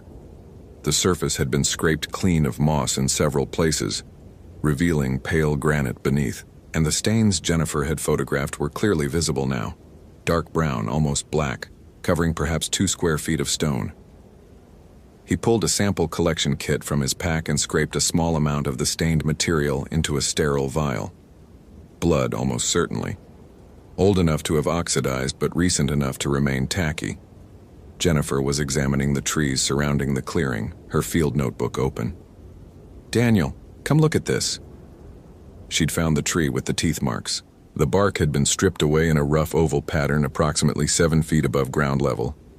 Beneath the bark, the sapwood showed deep parallel grooves, incisors, 4 distinct marks, each nearly an inch wide, and there, at the pattern's edges, molars, with cusps far too pronounced for human teeth. Daniel touched the marks, feeling their depth.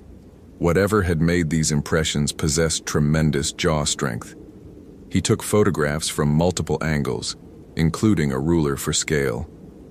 "There are more," Jennifer called from across the clearing. Daniel followed her pointing finger. 3 more trees showed similar damage, all at the same height, all following the same pattern. And on one tree, something else. Scratches in the bark, 4 parallel grooves running vertically for 18 inches. Claw marks. But the spacing was wrong for bear claws, wrong for cougar, wrong for any animal Daniel had ever documented. The groove pattern suggested fingers, 4 digits including a thumb, but with nails or talons far longer than human anatomy allowed. "We need to map this entire area," Daniel said. "Document everything before we disturb any evidence." They spent the next hour photographing, measuring, collecting samples. Daniel sketched the clearing's layout in his field notebook, marking each anomaly. The arrangement of stones, the trees with damage, the areas where the moss had been disturbed. Jennifer deployed her digital camera, capturing wide-angle shots and detailed close-ups. It was during this documentation process that Daniel noticed the patterns in the moss. From ground level, the clearing appeared random, chaotic, but when he climbed onto one of the larger boulders to get an elevated view, he could see deliberate arrangements. The moss had been cleared away in specific lines, forming what looked like symbols or letters. Not English, not any alphabet Daniel recognized. The characters were angular, geometric, reminiscent of runes but more complex. He called Jennifer over and they both stared at the patterns from the elevated vantage point. "This is a ritual site," Jennifer said quietly. "Someone's been conducting ceremonies here. Or something." They heard the sound simultaneously, a branch breaking, sharp and clear, from the forest to their east. Then silence again, profound and waiting. Daniel's hand moved instinctively to his service weapon. "Hello?" he called. "This is Park Ranger Daniel Kowalski. If you need assistance, please identify yourself." No response. Just that oppressive silence, as if the forest itself held its breath. Jennifer had her radio out. "Should I call for backup?" Daniel considered. They were 3 miles from the nearest road, at least 2 hours from any support. And reporting what exactly? Anomalous teeth marks and a feeling of being watched? "Not yet. Let's finish documenting, then get back to the station. We can review everything with Detective Morrison." But as he said it, he felt the sensation Jennifer had described, eyes watching from multiple directions, patient and malicious. He scanned the tree line, looking for movement, for any sign of human or animal presence. Nothing. Just Douglas firs and western hemlock standing in fog, their trunks dark with moisture, their branches disappearing into white above. They worked quickly after that, completing their documentation in 20 minutes rather than the hour Daniel had planned. The sensation of being observed intensified, becoming almost physical, a pressure against his skin, raising the hair on his arms despite his jacket's layers. As they prepared to leave, Daniel took one final photograph of the central stone. Through his camera's viewfinder, he noticed something he'd missed during direct observation. A small object wedged beneath the stone's edge, partially hidden by moss. He knelt and carefully extracted it. A necklace, thin chain and a pendant.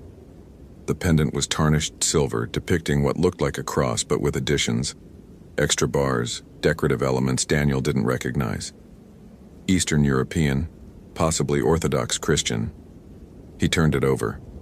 On the reverse, an inscription in small letters, A.N. Se te proteges Dumnezeu. Ashley Nguyen. The initials matched, but the inscription was Romanian. May God protect you. Daniel held the pendant up for Jennifer to see. Her face went pale. That was hers, Ashley's. Her mother gave it to her. It was mentioned in the missing person report. Family heirloom, Romanian ancestry on her father's side. Why would she leave it here? She wouldn't.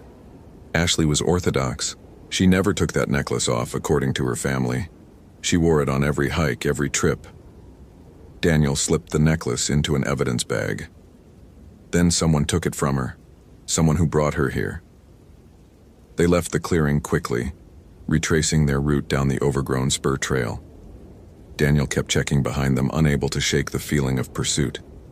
But the forest remained empty, fog-shrouded, silent.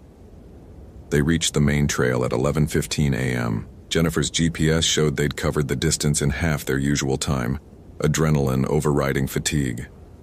They continued southeast toward the ranger station, moving fast. At mile marker 9.3, Daniel stopped abruptly. There, in the mud beside the trail, a fresh footprint. Not human. 3 toes, curved talons, exactly matching the partial print he'd seen in his trail camera photograph. And there, 20 feet ahead, another print. Then another. A trail of prints leading southeast parallel to the path they needed to take. "Those weren't there on our way up," Jennifer whispered. Daniel checked his watch. They'd passed this exact spot at 8:47 a.m. less than 3 hours ago. The prints were fresh enough that water was still seeping into them from the saturated ground. "Something's following our route back." They heard it then, a sound from ahead from the direction of the footprints. Not quite human, not quite animal. Something between a growl and a vocalization. Words that might have been language but weren't. Syllables that hurt to hear, that made Daniel's teeth ache in his jaw. Jennifer grabbed his arm. "We need to go. Now." But as Daniel turned to look behind them, he saw movement in the fog. A shape, human-sized, pale against the dark trees, standing perfectly still, watching them. Then another shape to their left, and another to their right. 3 figures equidistant, forming a triangle around their position. Daniel drew his weapon, his hand steadier than he felt. "Identify yourselves. This is federal land. You're required to respond to Ranger Authority." The figures didn't move, but Daniel could see them more clearly now as the fog shifted. They wore clothing, hiking jackets, jeans, boots, but something was wrong with their proportions. Arms too long, torsos too thin, heads held at angles that didn't match human skeletal structure, and their faces. He couldn't quite see their faces, the fog obscured details, but what he could see suggested emptiness. Hollow eyes, skin that appeared translucent, showing darkness beneath. "Maria," Jennifer said into her radio, her voice remarkably calm.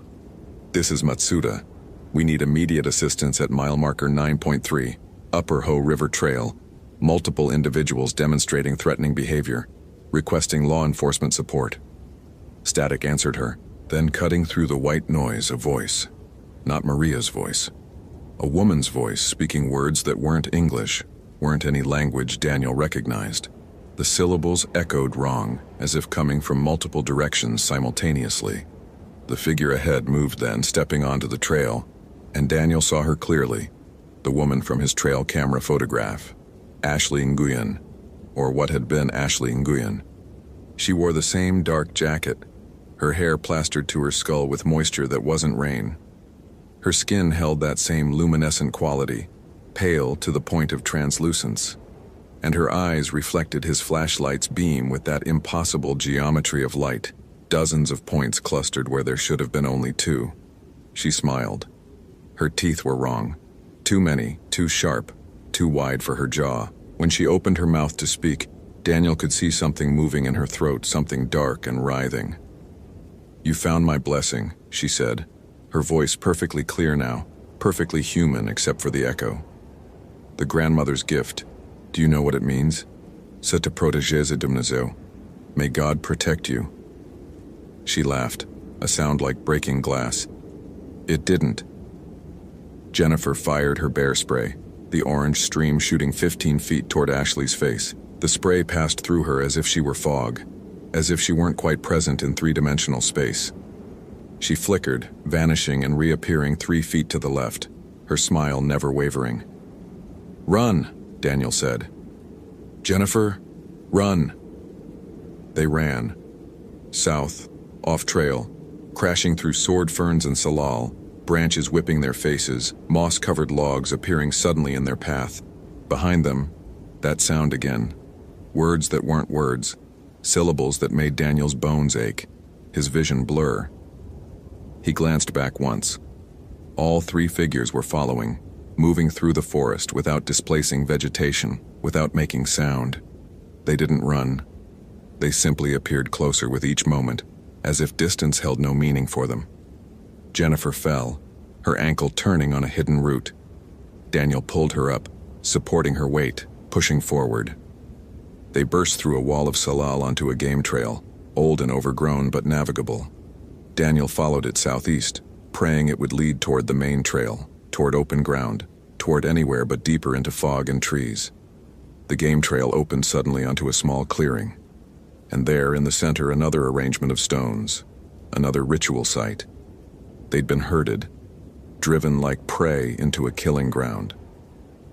The three figures emerged from the tree line surrounding them. Ashley Nguyen stood directly ahead, her impossible smile widening. "You want to understand," she said. "Your scientific minds want to categorize, to measure, to explain. So I'll explain.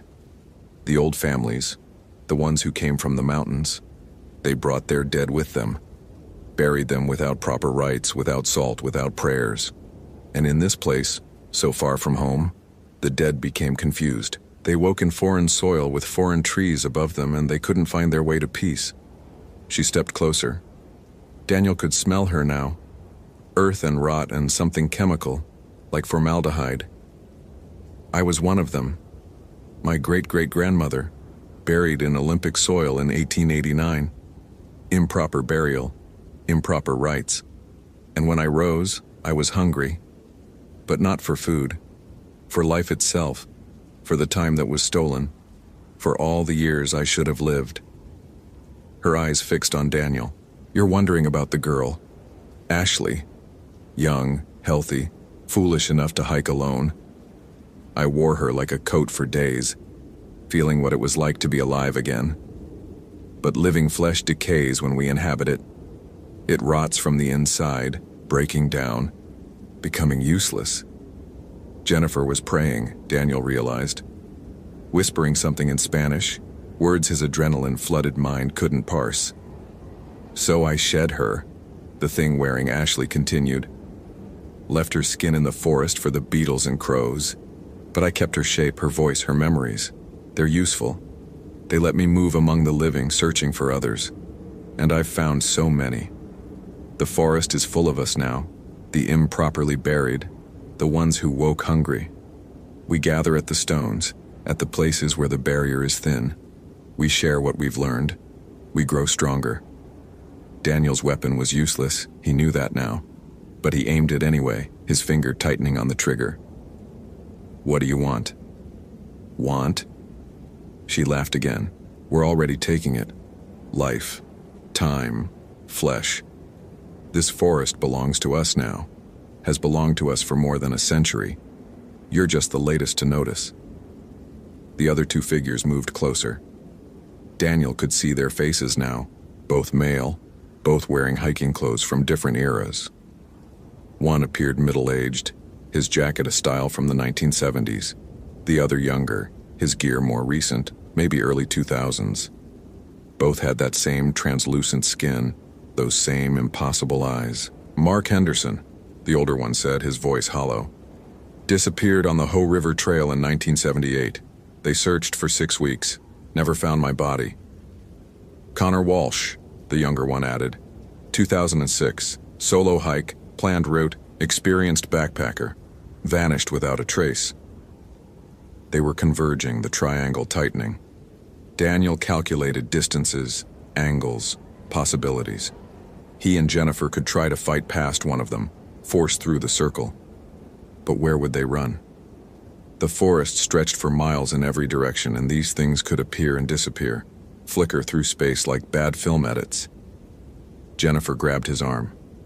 "The pendant, Ashley's pendant, its protection. That's what the inscription means. The blessing." Daniel's hand went to his pocket, finding the evidence bag containing the necklace. He pulled it out, holding it toward Ashley's advancing form.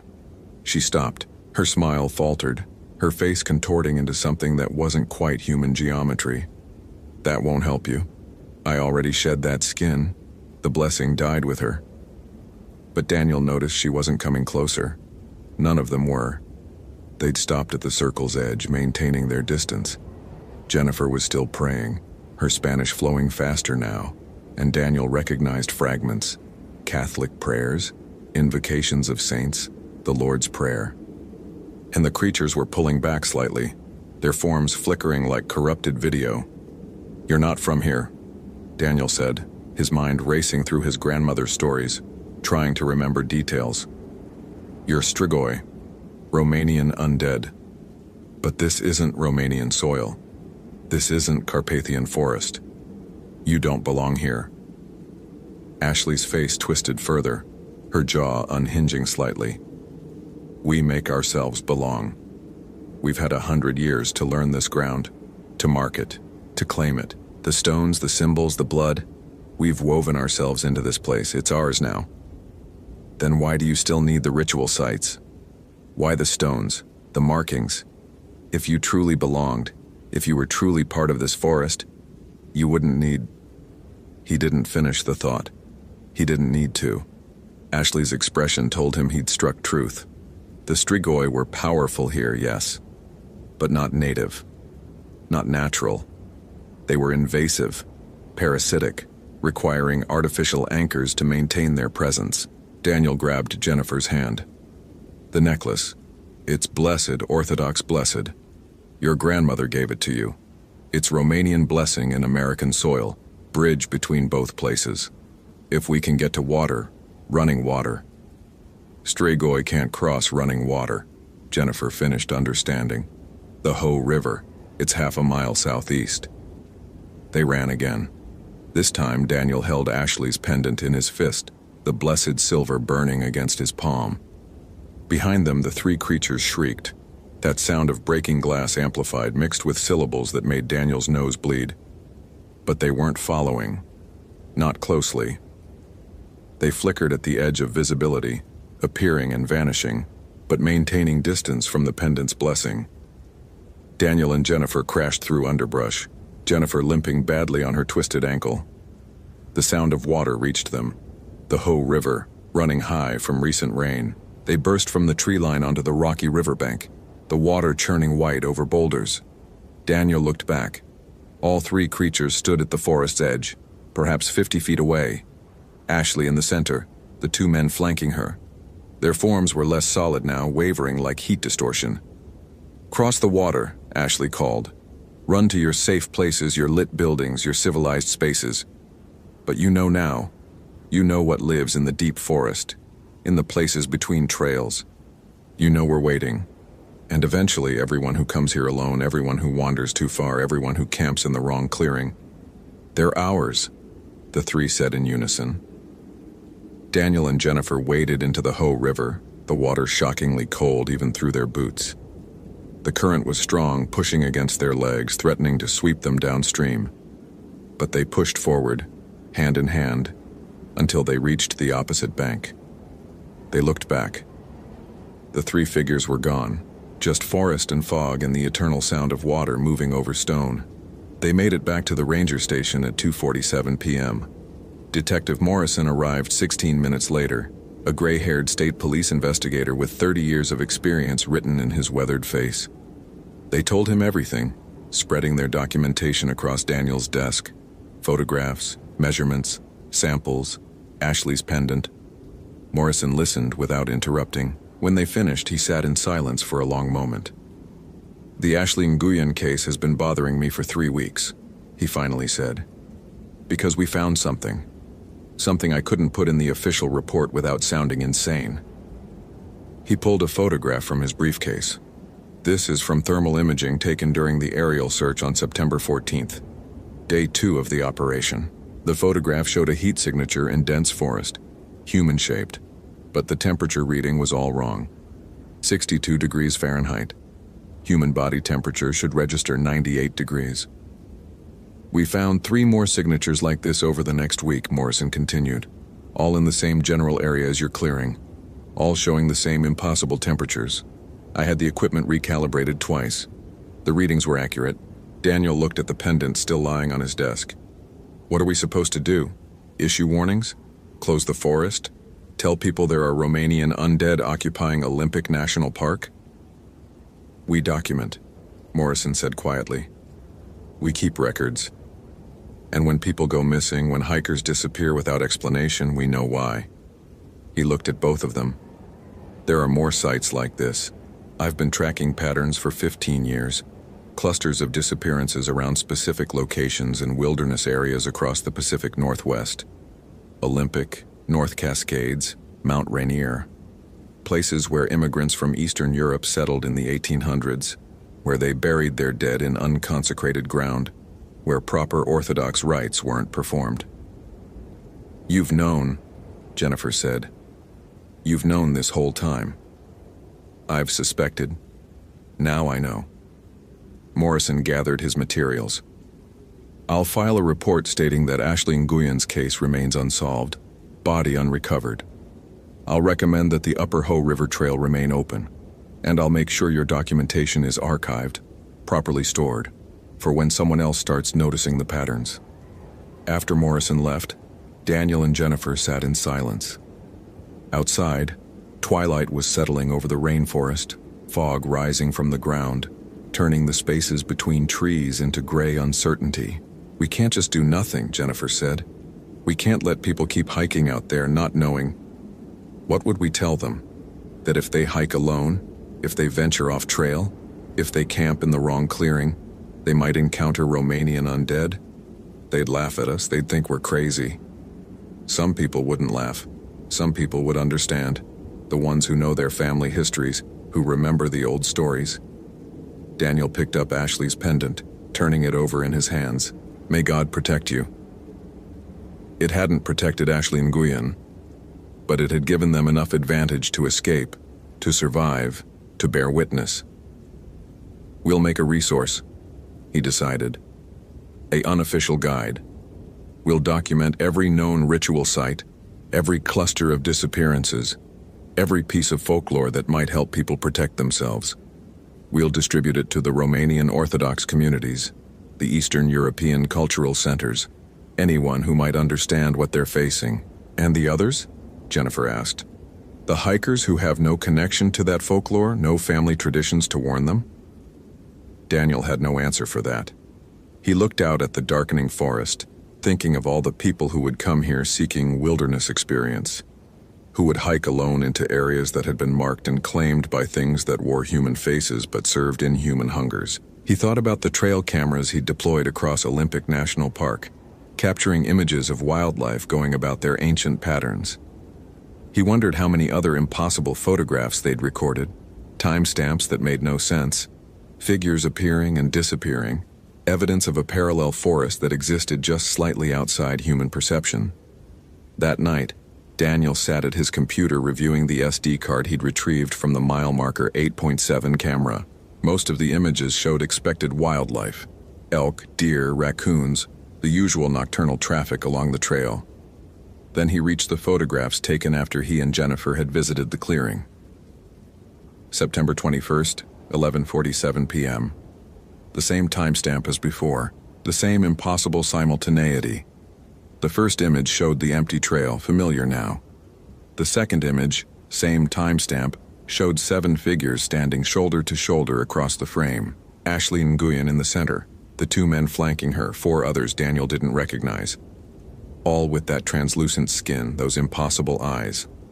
All staring directly into the camera. And in the third image, timestamp 11:48 p.m., empty trail again. But there, barely visible in the foreground, footprints. Not the 3-toed tracks. Human footprints, dozens of them, overlapping, leading from the forest onto the trail and back again. They'd been there all along, walking the same trails, passing through the same spaces, existing in parallel with the hikers and rangers and tourists who thought they understood this wilderness. Daniel created a new folder on his computer. Olympic National Park, anomalous documentation, restricted access. He uploaded all his photographs, Jennifer's bare GPS data, the measurements from the clearing, Ashley's case file. Then he began writing, documenting everything they'd experienced, every detail that might help someone else survive a similar encounter. His grandmother had been right. The Strigoi heard when you spoke their name.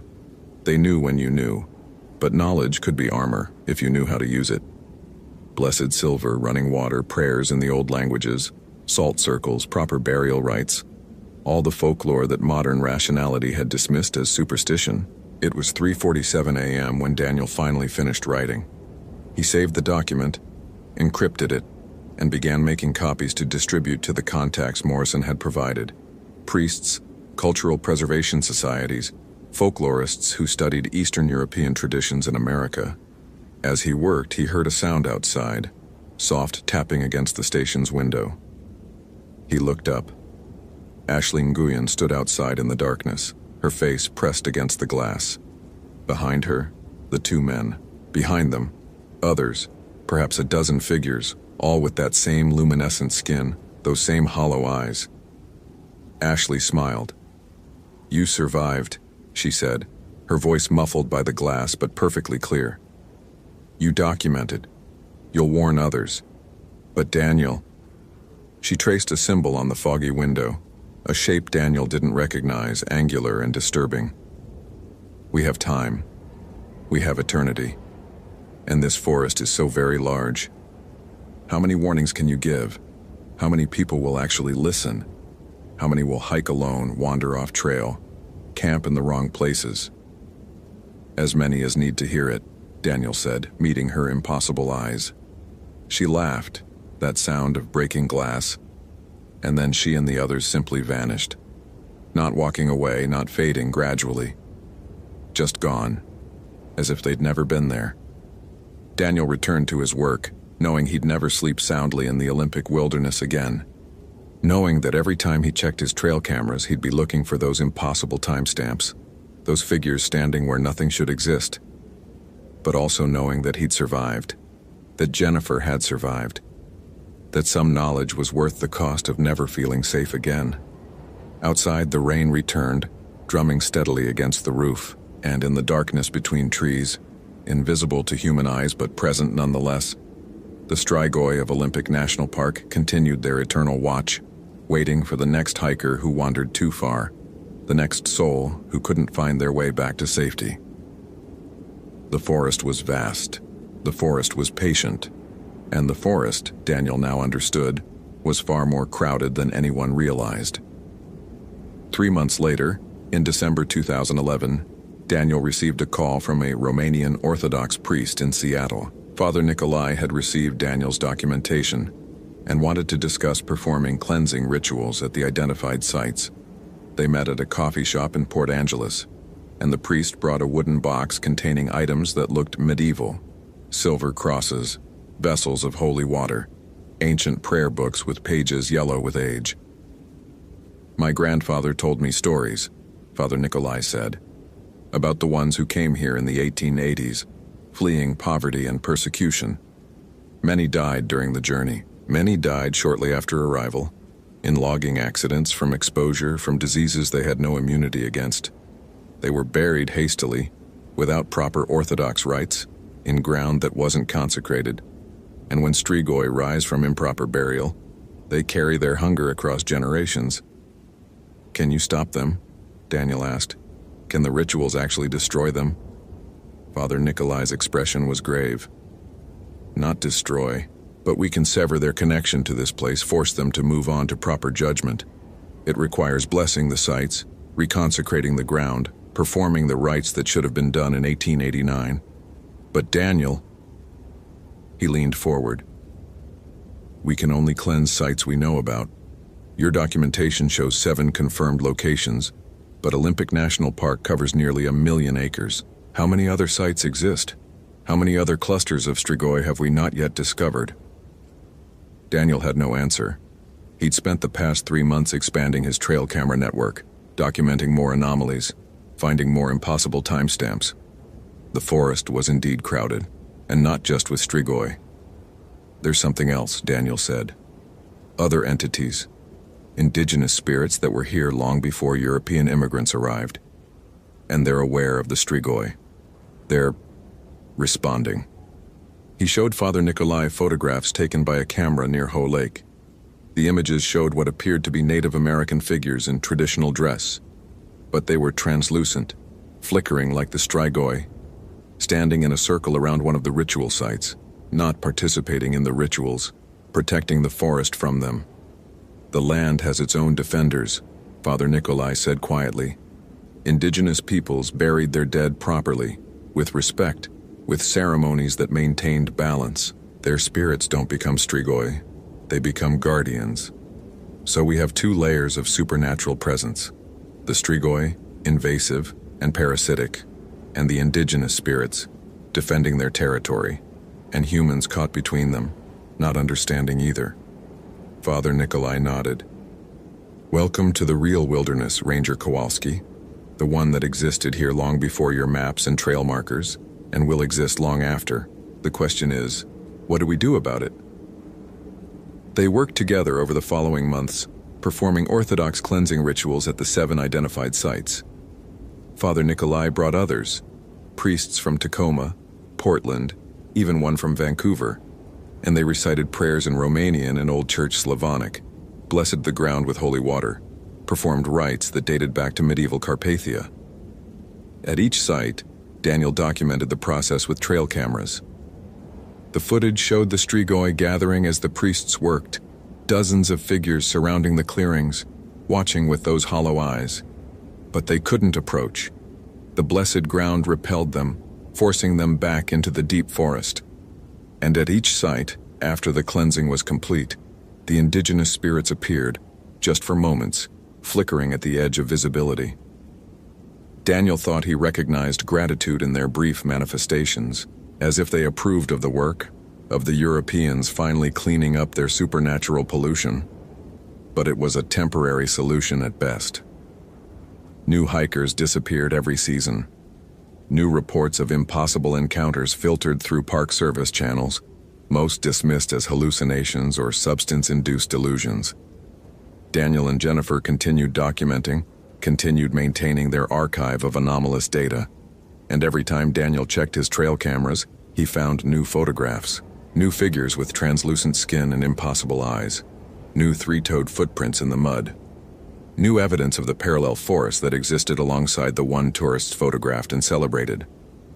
The Olympic National Park brochure described it as pristine wilderness showcasing the best of Pacific Northwest ecology. And it was true, from a certain perspective. The trees were ancient and magnificent. The wildlife was abundant and diverse. The vistas were breathtaking, but Daniel knew the truth. Knew what waited in the clearings between trails in the hours after midnight, in the places where fog rendered the world uncertain. He knew that wilderness had layers, that some ecosystems existed outside human taxonomies, that forests could be crowded with presences that made no sound and left no tracks until they wanted to be found. He kept working, kept documenting, kept trying to protect those few people who would listen to warnings about things that shouldn't exist but did, because the alternative was letting the forest keep its secrets. And Daniel had seen what happened to people who wandered into those secrets unprepared, had seen their faces photographed by trail cameras weeks after they disappeared, staring into lenses with eyes that reflected light in impossible patterns. The forest was patient. The forest was vast. And the forest, Daniel understood now, would never truly be mapped or cataloged or understood by human minds. Some wilderness resisted comprehension. Some darkness couldn't be illuminated. But he could at least stand at the boundary between knowing and not knowing, and offer warnings to those who might listen. It wasn't much, but it was something. On a cold January morning in 2012, Daniel stood at the Upper Hoh River Trail trailhead, watching a young woman sign the trail register. She was heading out alone for a 3-day backpacking trip, destination Hoh Lake and beyond. "Excuse me," Daniel said, approaching carefully. "Do you have a minute?" The woman looked up, suspicious but polite. "Is there a problem with my permit?" "No, nothing like that. I just wanted to give you some information about the area you'll be hiking through." He handed her a printed pamphlet, unofficial, not Park Service material, but carefully researched. There are some cultural considerations, things that previous hikers have reported. Just read it when you have time. The woman took the pamphlet, glancing at the title, Wilderness Safety, Cultural and Historical Awareness for Olympic National Park Backcountry. "Is this like a Bigfoot thing?" she asked, smiling slightly. "Not exactly, just please read it. And if you see anything unusual, anything that doesn't feel right, trust your instincts. Get back to maintained trails, get to running water. Don't camp in clearings with circular rock formations. The woman's smile faded as she looked at his expression. You're serious? Completely. She nodded slowly, tucking the pamphlet into her jacket pocket. Okay, thanks, I guess. Daniel watched her hike away up the trail, her figure growing smaller until fog swallowed her completely. He didn't know if she'd read the pamphlet, didn't know if she'd take the warning seriously, didn't know if she'd encounter anything that would make the information relevant. But he'd tried. That was all anyone could do. He returned to his station, where new trail camera data waited for review, where Jennifer had left a note about fresh bear GPS anomalies, where his computer held thousands of photographs of a forest that was far stranger and more dangerous than anyone wanted to admit. And somewhere in the deep wilderness, in clearings marked with symbols that predated American settlement, the Strigoi of Olympic National Park waited with infinite patience for the next wanderer, the next soul, the next life to claim as their own. The forest was vast, the forest was patient, and the forest, Daniel knew with absolute certainty, would never be truly safe. Hope you felt genuine terror. If you appreciate authentic horror rooted in real folklore, consider following for more stories. Which moment scared you most? Share your theory about what happened.